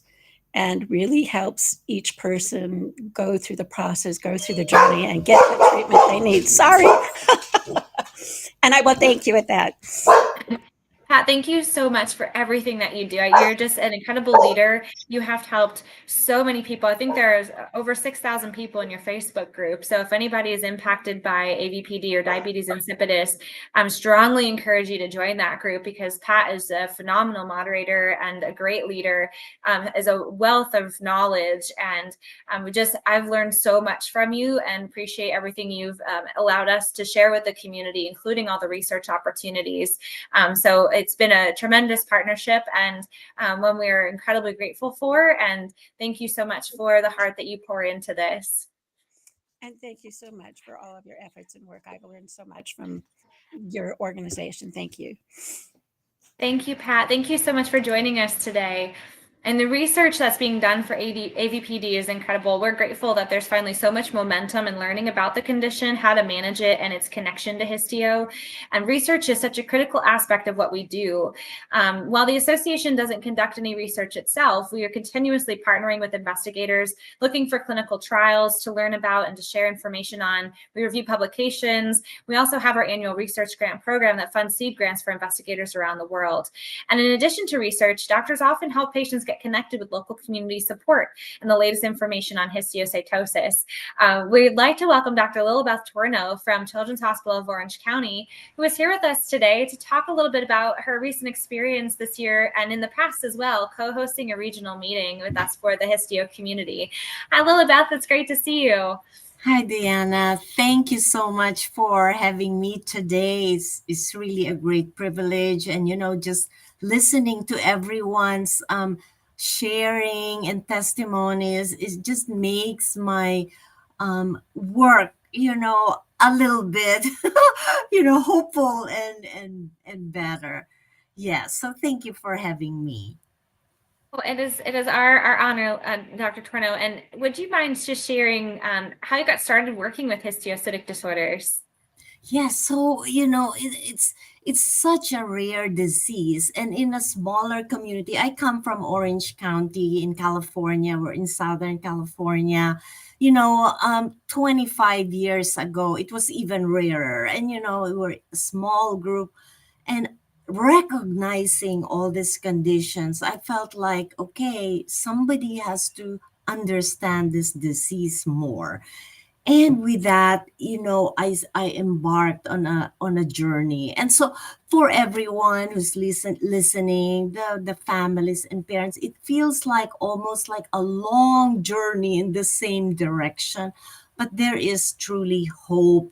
It's not even at the end of the tunnel. We are understanding things more and more. There's even though the protocols sometimes don't change very quickly, we do look into research. What are the biomarkers? How do we make it easier for quicker diagnosis, and the use of these inhibitors, incorporating them. By the way, I'm a pediatric oncologist, so my heart goes out to the other adults and in the population. But during that time when we held our regional meeting here in Orange, I had the pleasure of meeting them and understanding what they also went through. I feel like in pediatrics, advocacy of the parents, and then the doctors and researchers kind of understanding this more, we have more compassion, but in the adult world it's probably different because they really have to advocate for themselves. But in that meeting, we talked about clinical trials and how the protocols kind of cross, ages. And so I think that's hopeful. But that's how my journey started, from a very small group of patients to what we have now here in Orange. Yeah. Yeah, and it was amazing to see how many families came that you had treated and worked with your team and just found such tremendous support from all the resources that you have. How have you seen that connection and community make a difference? I am so grateful. It is really a collaboration and partnership. Like everyone have mentioned, we cannot do this alone. I learned from the patients by their description of what the symptoms. And sometimes pediatricians don't recognize it, but through education and through outreach, like what you guys do and help me do, I'm able to disseminate, the information so we could all come up with a quicker diagnosis and get them to places where doctors are more familiar, So because of what we did last June, actually, there are neighboring groups in California that have reached out to protocols that are open here because it's not open all over, and who may qualify, or if I have recommendations, of other doctors near their place where they can be treated. So it's right. Collaboration is the word. Yes. Yes, absolutely. And these regional meetings are such a powerful way to not only bring that collaboration front and center, but give education and the connection. And we really appreciate this. You've hosted these meetings in the past, and this was the first one that I've had the privilege of being a part of. And I know that there are connections that still have lingered today that have met at that meeting.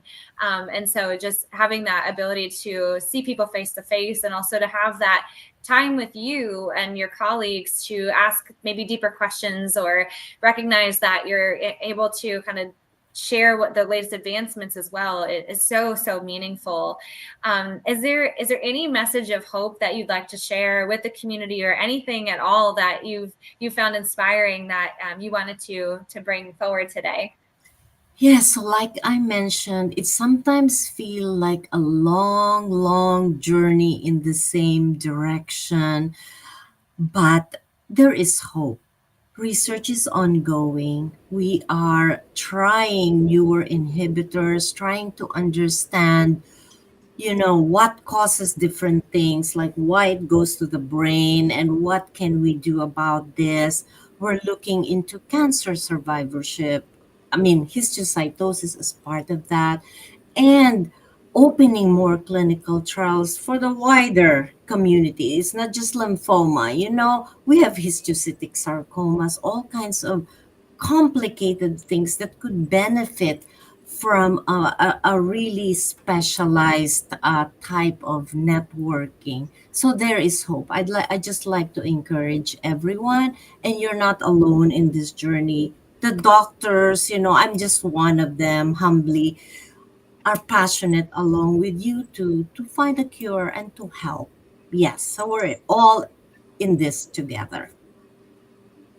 Absolutely. Thank you so much for the incredible work that you do over at Chalk, and I know you're involved in a lot of research, and you see patients, and so just all the collaboration and the ways that you impact the future are so meaningful. And we appreciate you taking time to sit with us today and to talk more about it. And for anyone that's interested in regional meetings, we do try to go around the United States and visit as many places as we can. We hope to be back at Chalk sometime in the future, whether a regional meeting or a lunch and learn, and keep that connection going. So thank you. We truly appreciate you. Absolutely. Thank you so much for this partnership with Histiocytosis Association. I appreciate it. We appreciate you. Thank you so much. Thank you for your willingness to dive in to host these regional meetings, both this year and in the past. They've been an incredible partner, and we know that these regional meetings have provided great hope for the patients and families who've been able to attend. Well, working with the doctors as both the Secretariat for the Histiocyte Society and through the Histiocytosis Association's research grant program has given me a unique behind-the-scenes view of the incredible dedication that these physicians and scientists bring to their mission. Like Andrea said earlier, they really care, and anytime they get the opportunity to meet with patients, they are deeply interested in the patient perspective and what's most important to patients and families. And being willing to listen to the patient perspective creates this symbiotic relationship where research is being done and gaps in research and treatment are being filled. Their relentless efforts to develop better treatments and one day a cure for histiocytosis are truly inspiring and a profound source of hope for everyone affected by these diseases. Our research grant program, for example, drives critical advancements that bring us closer to the cure we all dream of. Let me share just a couple of examples of the impact these grants have had. Dr. Sharat Chandra from Cincinnati, who received funding in 2022 for a project called Identifying Novel CSF Biomarkers for the Diagnosis of Isolated CNS Hemophagocytic Lymphohistiocytosis, notes that their data suggests that CXCL9 is a promising biomarker that's more likely to be elevated in CNS HLH compared to other neuroinflammatory disorders. In addition to facilitating diagnosis of CNS HLH, CSF CXCL9 may have a role in the management of CNS HLH in the future and could be used as a tool to monitor response to treatment of CNS HLH. Dr. Usama Abla from Toronto is spearheading the International Rare Histiocytic Disorders Registry, aimed at improving the understanding of the biological and clinical behavior of rare histiocytic disorders, as well as to collect data on treatment and survival of patients with these RHDs. This registry has been approved and opened at 17 centers around the world, and they've added a biobank to store the diagnostic slides of participants who consent to it for future review. The review and analysis of this information by 3 pathologists from around the world is helping in the understanding of the biology and causes of these diseases. And these are just a couple of examples. Did you know that since we started our research grant program all the way back in 1992, we've been able to award $7.5 million to 202 different projects? Let me correct myself. You have been able to award these grant recipients. It's your efforts that have made this all possible. In our 2023 grant round, this collective we, you, me, and all of us working together, were able to fund 4 research projects, and I am so excited to have all 4 of those grant recipients with us today to give us a few more examples of the impact the research grant program is making. So I would like to welcome all of them on today right now. And would just like to thank you all so much for joining the HopeCast. I would love to have each of you maybe briefly introduce yourselves and the projects that you were awarded grants for, and share with us any project or progress that has been made so far this year. So Dr. Shinbia, let's start with you. Certainly. Thank you so much for inviting me to participate in this wonderful meeting. I was listening to some of the stories for the past hour, and it's truly fascinating. And I'm really grateful to have benefited from the research grant last year. So I am an adult hematologist at the Ohio State University in Columbus, Ohio, in the United States. So I see adult patients with secondary HLH, hemophagocytic lymphohistiocytosis, and I also have a translational lab focusing on immune complications of cancer. So we had been looking at this function of this molecule, protein arginine methyltransferase 5, that appears to be pro-inflammatory in cases of inflammatory diseases, such as, for example, graft versus host disease or some other diseases. So we thought, hypothesized with my collaborators, that it might be active in HLH as well. And we had some preliminary data showing that that could be the case in the mouse model of secondary HLH, so that the type that adults may get. So we had applied for further funding to develop this story and see what we might find. And my group was very fortunate to receive the grant to try to do this. And we had taken this project further, and we were actually able to show that indeed this PRMT5 molecule increases in level in cells that drive inflammation of HLH in both the secondary and the primary HLH model in mice. And that we also were able to show, and this is preliminary though, that the level of this protein, PRMT5, appears to be higher in human patients with secondary HLH as well. We need to analyze more patients in order to be able to say this definitively, but this is how it looks so far. And when we give mice a drug to inhibit the activity of this PRMT5, it looks like both secondary HLH and primary HLH inflammation get better. So we're seeing encouraging effects of trying to treat the HLH in mice. And this has been really exciting for us. So we have a manuscript and revision and blood advances for this. So this is already a revision submitted, so I'm hoping that it will soon be accepted for publication. We're going to be presenting some of our findings in the primary HLH mouse model at the American Society of Hematology meeting coming up next week. And we are also planning and have applied for funding to develop a clinical trial of this drug in human patients. So we still need to do some mouse work in order to be able to do that, but I am hoping that these studies funded by this grant will result in translation of this new approach from mouse patients to human patients. That's at least our hope. And I'm just ever so grateful for the opportunities that we're given. Awesome. Thank you for sharing that. Dr. Cron, I'd love to go to you next because your study also has to do with HLH. Can you tell us a little bit about it? Sure. Thanks again for supporting this type of work. This is really nice because it's not always easy to get money for this from even places like the National Institutes of Health. So it's extremely helpful to push the science forward. So I'm a pediatric rheumatologist, but I have a strong interest in children and adults, for that matter, who develop cytokine storm syndromes, including entities like we just heard about, secondary HLH, which typically occur after infancy. A lot of the genetics are pretty well established for the infants who develop this with mutations in perforin or proteins or genes that are involved in helping perforin do what it does.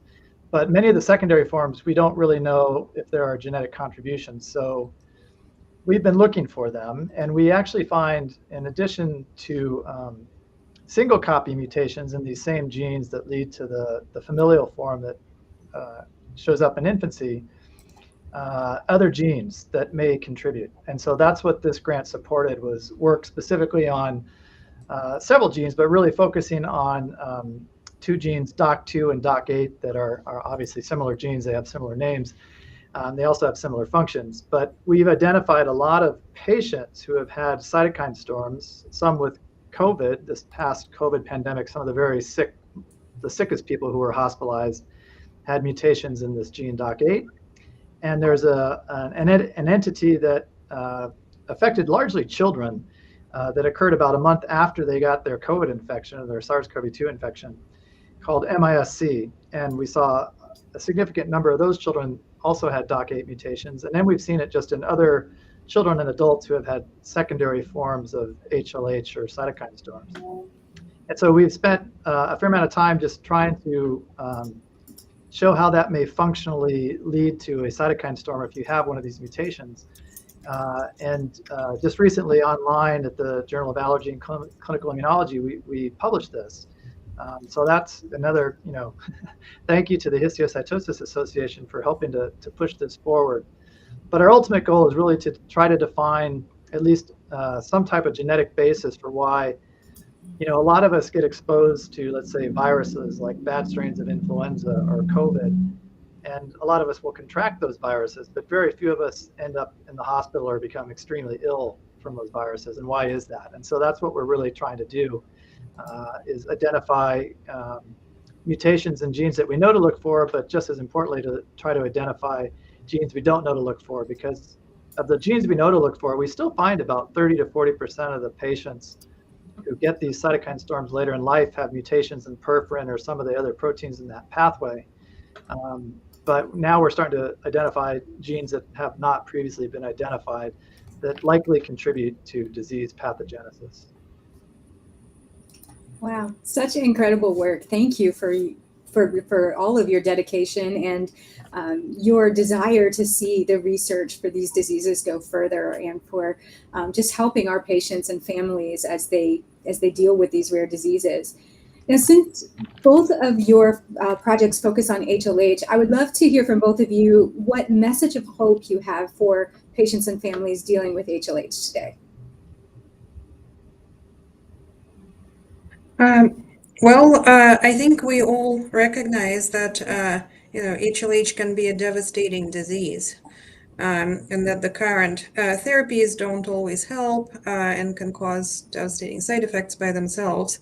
So I think just knowing this highlights that we need to do additional research and look for new avenues of trying to treat it. And I think we're trying to do just that, and the fact that we have had encouraging results, I think, should be encouraging for our entire community, and we hope to translate them to patient care just as soon as we can.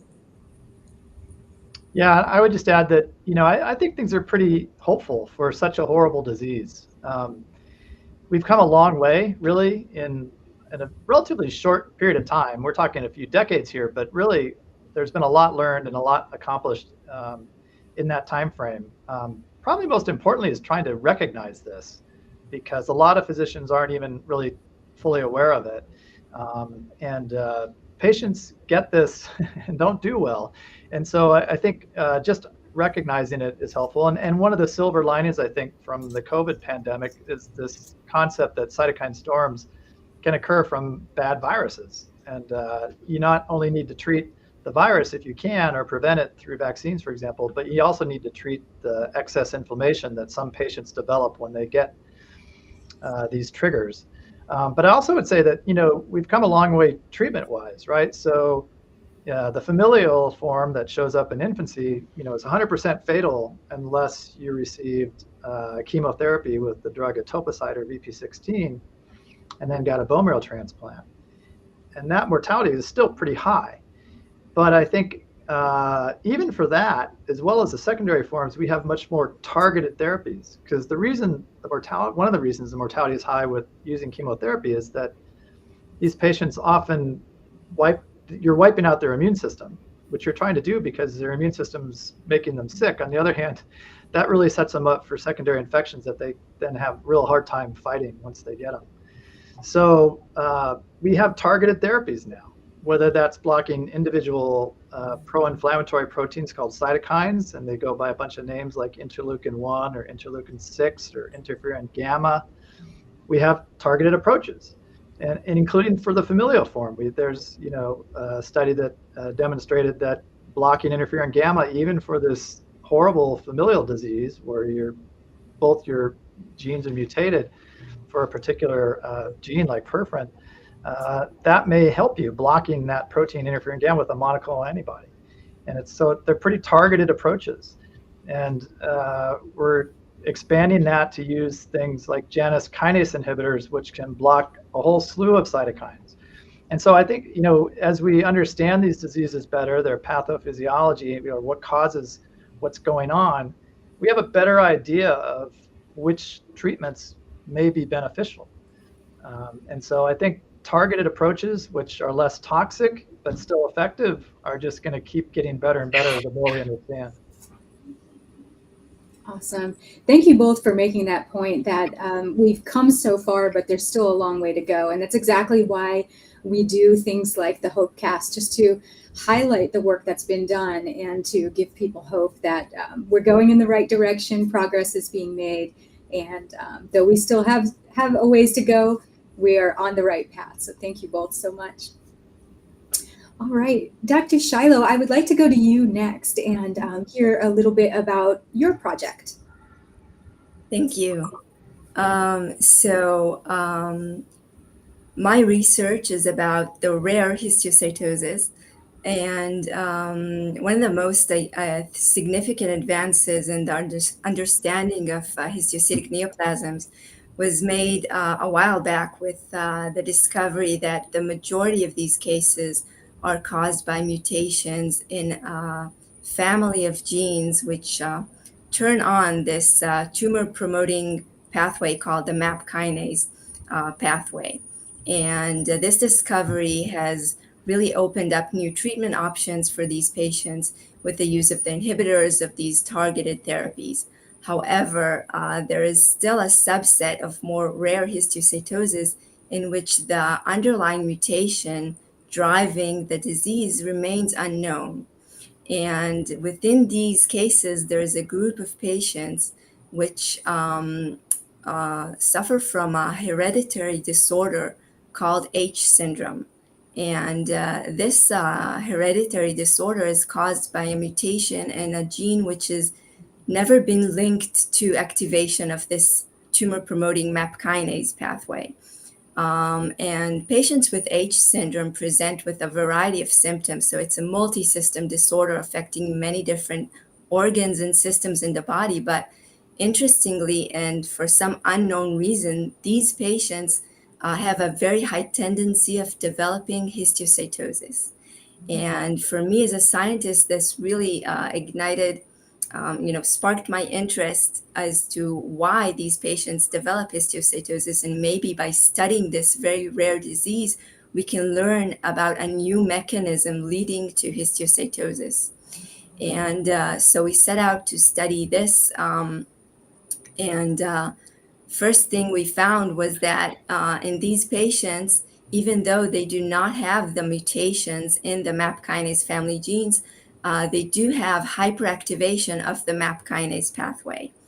And then through, we assembled a cohort of patients, and through detailed molecular studies, we were able to elucidate the signaling pathway and actually to decipher how their mutation in the gene called ENT3 starts a series of events within the cell that eventually leads to hyperactivation of MAP kinase signaling.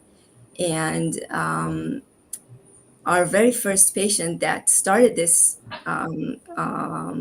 this study was actually the very first patient to benefit from it, because once we discovered this, it opened up the possibility of treating these patients with the inhibitors, with the targeted therapy against MAP kinase signaling.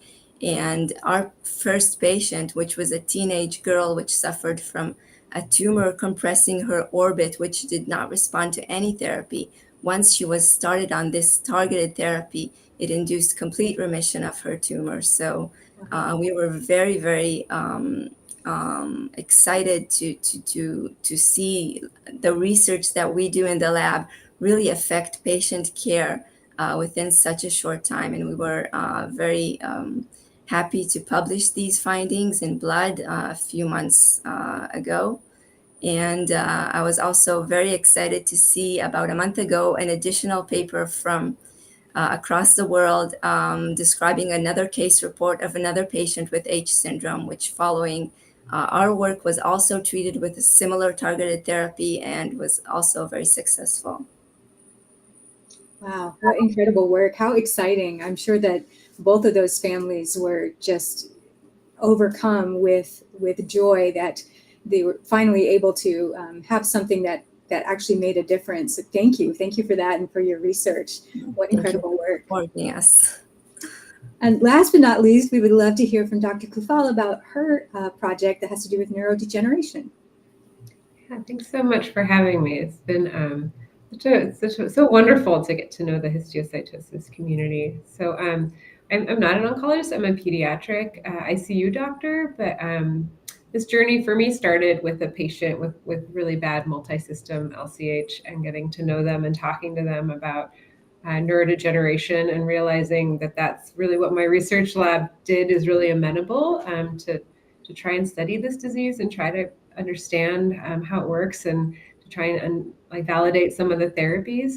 And so the project that we're working on is taking blood samples from patients with multisystem LCH and making stem cells in a dish, and making the immune cells that carry the BRAF mutation or the mutations involved in LCH, and then trying to model either in a dish or in a mouse model where we put those immune cells in, how they cause neurodegeneration. I think one of the kind of barriers in the field has been that there aren't any good models for how neurodegeneration works in LCH. There's some mouse models for the multisystem disease, but most of them have not gotten that neurodegeneration, and they don't have kind of the heterogeneity that the patients who do have neurodegeneration, it can look a lot of different ways. And so this grant for us has really supported some pivotal work in trying to validate these in vitro, so in a dish, and animal models. And what we want to do moving forward is to now be able to test treatments or combination treatments in a dish, and then in this humanized, or like this model where we put in the immune cells. And so to be able to have the blood-brain barrier involved, and to be able to hopefully in the future be able to inform how therapies work, because I think that's been a real challenge for the community. It's one of the kind of most unfortunate and difficult to treat complications of LCH has been neurodegeneration. Incredible work. And this this work, this neurodegeneration, is something that's really coming to the forefront. At least that's what my experience has been. And it's really exciting to see this work being done, because this is an area that really affects patients so profoundly. And if we can start to find treatments and different modalities that can help these people and maybe slow down the progress or even eventually stop the progress of neurodegeneration, then there is nothing more exciting than that. So thank you for that work. It's incredible.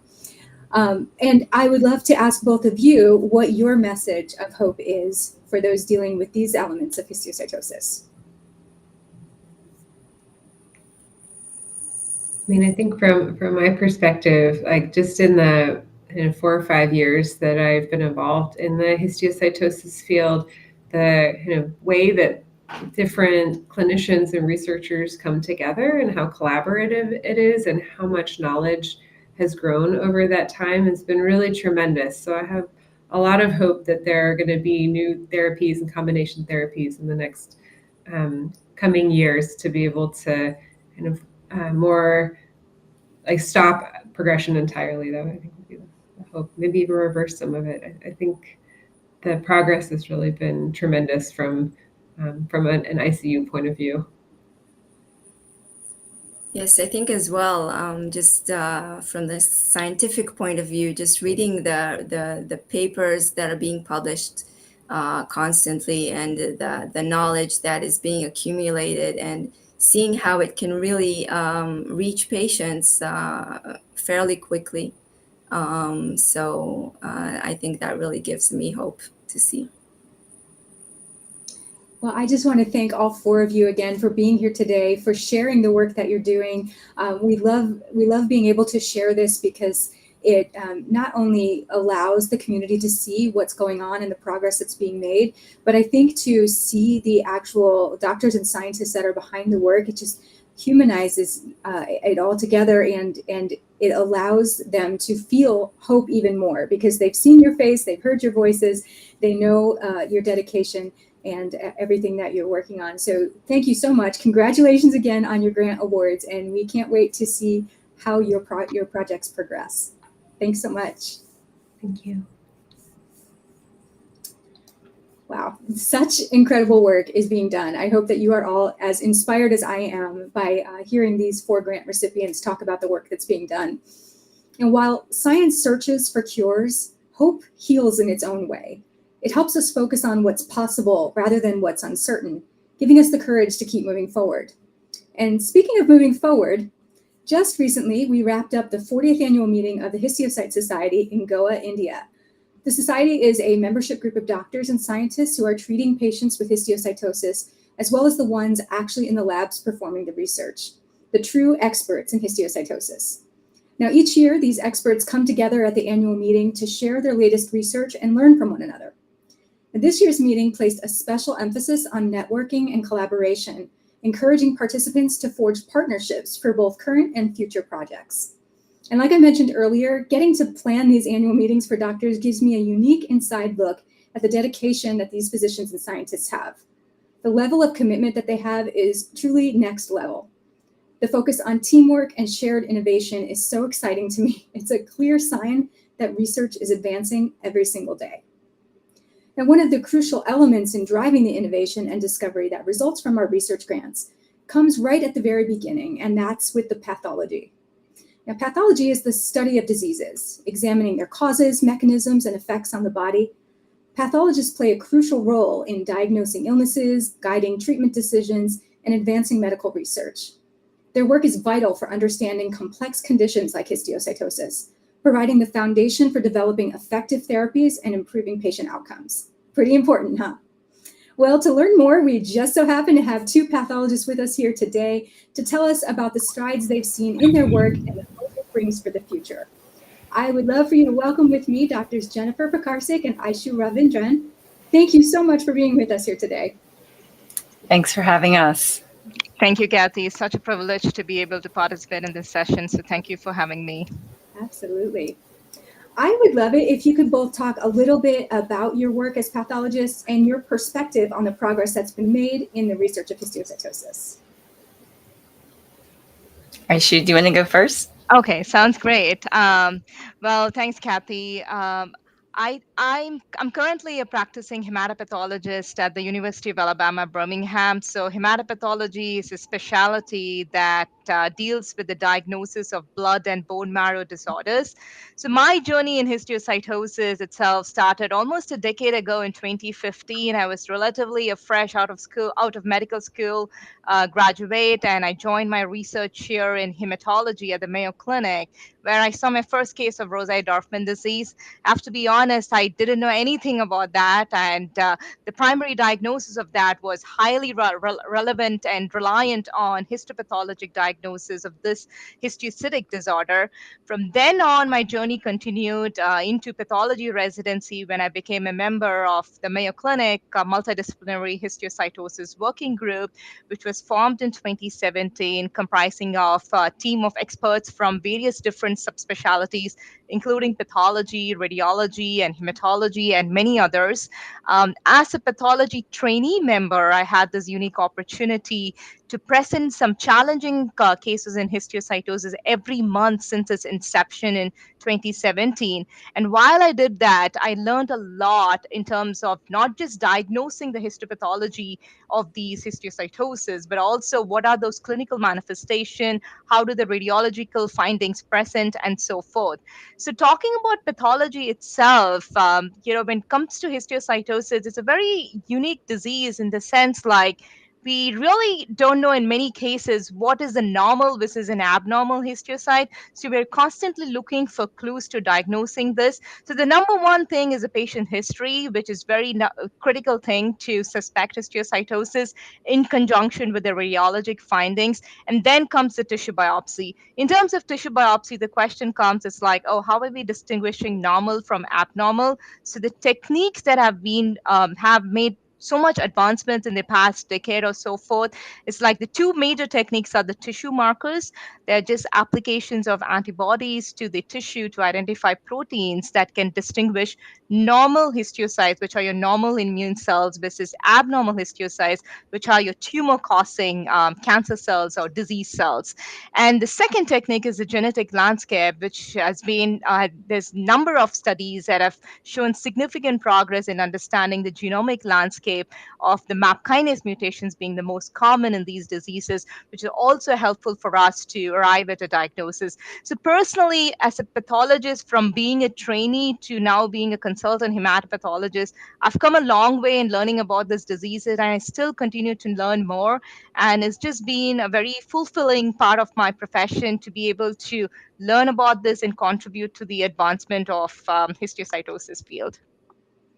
Great, thank you. And Jen? Hi, I'm Dr. Jennifer Bakarsik. I am currently at Pittsburgh, at the University of Pittsburgh. And I started my journey, I'm getting a little, my video is going in and out there. I started my journey over a decade ago with a great mentor in the field, Dr. Ron Jaffe, who helped show me the ropes and guide me to help understand this disease in many different ways. So I'm not a hematopathologist, but rather a board certified pediatric pathologist. And what's unique about that is that I see disease types from all different parts of the body, from the brain to the liver, skin, and throughout. So it gives a unique background for being able to look at these diseases and the many different organ systems that they arise in both children and adults. So sometimes it's a little strange when the pediatric pathologist gets a biopsy of a 70 or 80-year-old person, but we see this whole gamut of it. And I think what's really exciting in our day and age now as pathologists is that we've been so fixated for a long time looking at the tissue types with the tissue dyes. We call them immunohistochemistry, and it's basically like being able to dye the cells to look at them in different ways. And for so long, we've been able to characterize these cells by certain specific dyes. But now that we know that genetic blueprint that's driving the cells, we can now use those same tissue dyes to detect if there's a certain mutation or different genetic alteration in those cells. And that's really been able to open up the field just over the past couple years to really explore and say, how do we know what we think we know? How do we diagnose this in different ways now beyond just what we previously did over the past decades before that. And I think it's really exciting, especially in the brain. And we're starting to see in the liver different disease manifestations and being able to say that, that's not burnt out LCH or that's not regressed disease. That's actually active mutant disease, but looking a little bit different. And we can use that knowledge with those molecular tissue dyes to help us. So I think there's a lot of new exciting avenues for diagnosis, which will then lead to new research discoveries. More proof of progress and hope. So, Jen, you have been on the executive board of the Histiocyte Society. Can you tell us a little bit more about this group and also about the importance of the relationship between the association and the society? Yeah, so I've had the pleasure of manning the books as treasurer for the past couple of years, and it's been a great experience especially as a pathologist, because we don't get that direct patient interaction to see the work that is being done by researchers, pathologists, scientists, and the clinicians, and then have that interaction with the HA and having Deanna and her team sort of well integrated together with you, Kathy, who's been a tremendous help in helping us as scientists, as busy scientists as we are. You can see we have stacks of cases and things to always read. So having that interaction with the family group of HA, with the support of everything that needs to get done on the scientific side, from planning meetings to hosting webinars and having abstracts vetted for, best abstracts and what things should come as different talks. All that background scientific day-to-day, beyond just the grant application, but the day-to-day workings of us as a medical society is done from the incredible support, both in time and monetary, by the HA. And I've told Kathy a million times, we would not be able to function as efficiently as possible if it wasn't for the HA. Wow, thank you. Thank you for sharing that. Before you go, I would love to hear from both of you if you have any specific messages of hope to share with our audience. Absolutely. To me, every histiocytosis case teaches us something, and we as physicians continue to learn from every histiocytosis patient every day. So I believe that integrating the knowledge of what we learned today is key for a better tomorrow in advancing the management of histiocytosis patients and potentially finding a cure for histiocytosis. I think as part of this initiative and being a member of our histiocytosis working group is also developing collaborative efforts in collaboration with Histiocyte Society and Histiocytosis Association. There's been multiple ongoing research projects, primarily focusing on understanding the biology, what are the pathology clues for early diagnosis, increasing global awareness, and individualizing precision medicine, with especially the application of genetic knowledge to identifying potential therapeutic targets. So I'd like to say, we may not have all answers to the questions that patients have today, but we as a team and collaborating with the Histiocytosis Association, Histiocyte Society, we hope to make every best effort as a team to find one someday. Thank you. Awesome. And I'm so excited because there's always a new question to ask. I'm always challenged by the words of my mentor of saying, how do we know what we think we know?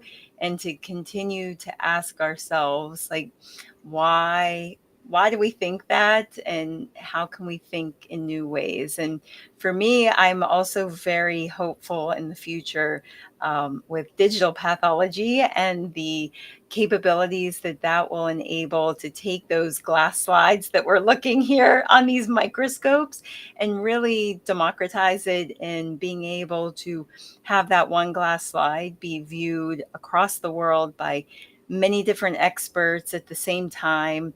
Patients don't have to worry about requesting their slides to go here and then waiting a few weeks for it to go to another expert.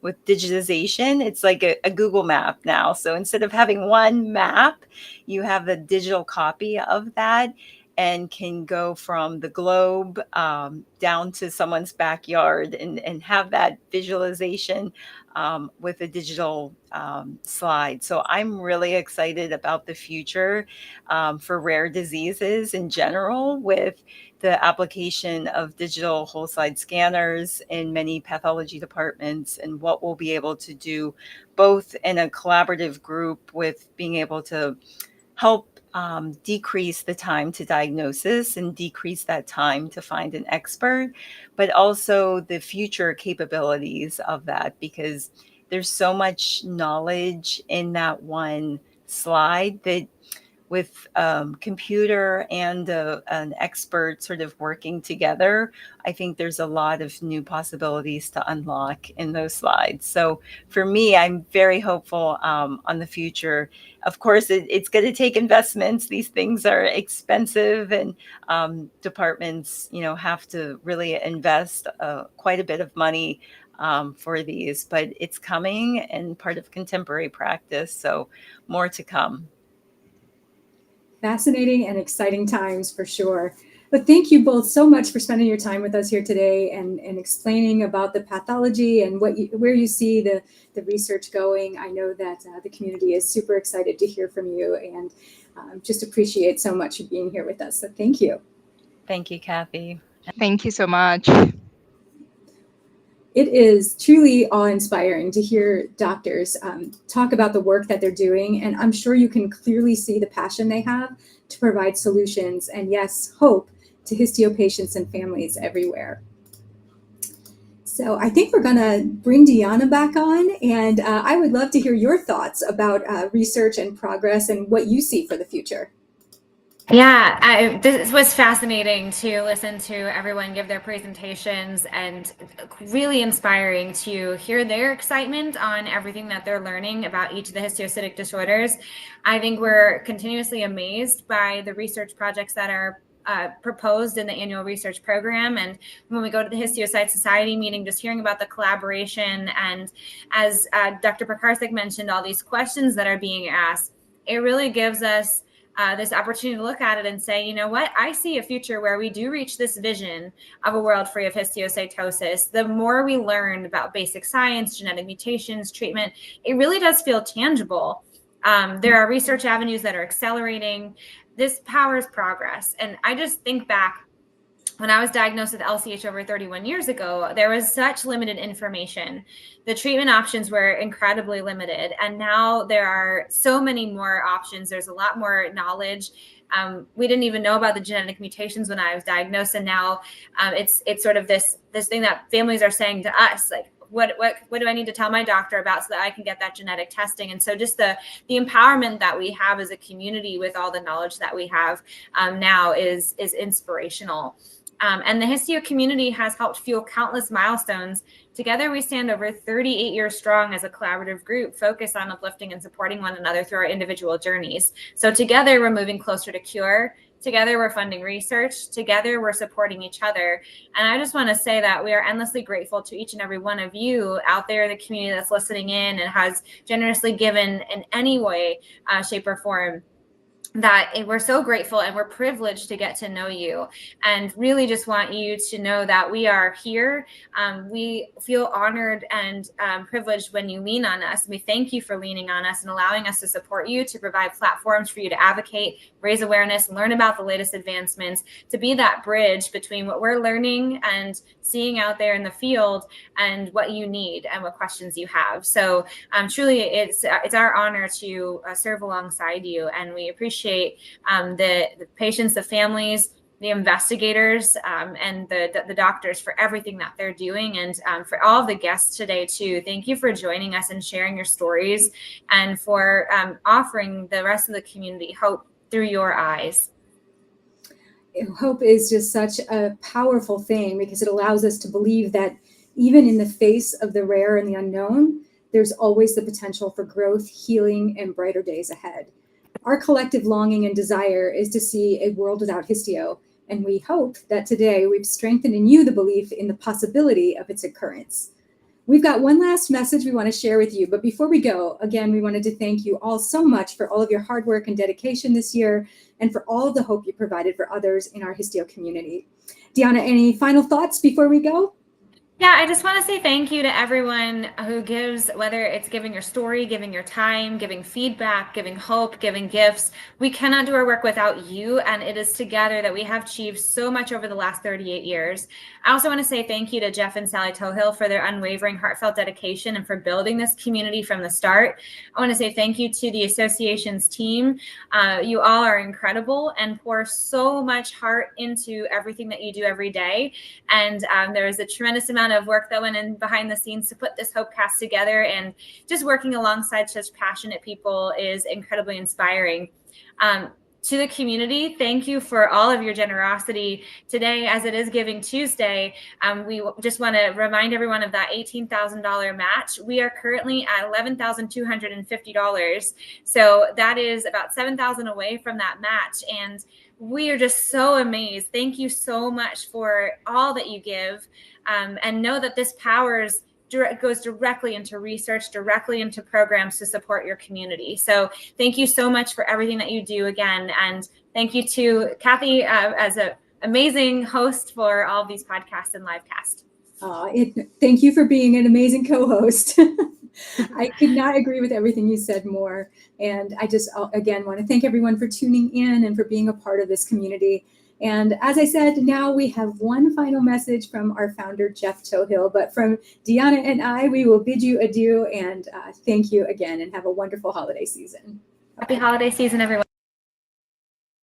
Children's Hospital in Philadelphia, who was organizing the meeting, who happened to be the same doctor that gave my daughter Bethany radiation. And I said, I hear you're going to have a physicians meeting to start an organization to study this disease. And I'd like to know if I could attend. And he said, well, I appreciate that, but it really is for physicians only. So I said, okay, well, I'll be around, however. And a year later, they had formed their little group called the Histiocytosis Society. I think there was about 20 or 30 physicians that decided they wanted to join that group. And I called them up and I said, you remember me? I know your next meeting is in Bethesda, Maryland. I would like to help financially support it a little bit. Now, up until that time, I had paid for everything out of my own pocket. But I realized that if we're going to accomplish anything, we had to become incorporated so that we could accept donations. Mm-hmm. We did have a few donations. And I told Dr. D'Angio I would like to support the cost of your guest speaker. He said, oh, that would be great. So how about if you come to the meeting? So I went to that first meeting, the second meeting of the Histiocyte Society. And we haven't been involved in that group ever since. But I can't explain the feeling. I can't express how excited I was to walk in that room and see all those physicians. At the first meeting, I think it was something like 50 or 60. Mm-hmm. To look around that room and here's all these great minds that are thinking about this disease that my daughter has and all these other families have. It was just overwhelming to me. Up to that point, we really didn't have any hope. We thought that Bethany was going to die. And by speaking with other families across the country, I did speak with families whose children have died. Mm-hmm. So you're scared to death. What's going to happen? Is there going to be a cure? Which is certainly our biggest hope. And then to see doctors that are working on that. So in 1987 also, there was an article in Family Circle magazine about the association. They had picked up information about what we were doing from a local news article that was done. So when Family Circle wrote a story about the association and published it, at that point, we were getting 100 phone calls a day. So literally, when I say we were a kitchen tabletop organization, we were. We sat around the table, the phone calls came in, and I spoke to everyone that I could, and we put them on our little newsletter list. So the association really began to grow at that point. The one thing you want to hear is that there is hope. And by being affiliated with the Histiocytosis Society, I was able to say, maybe your child is really sick now, but here's a group of doctors that are working on this disease, and they're making discoveries every day.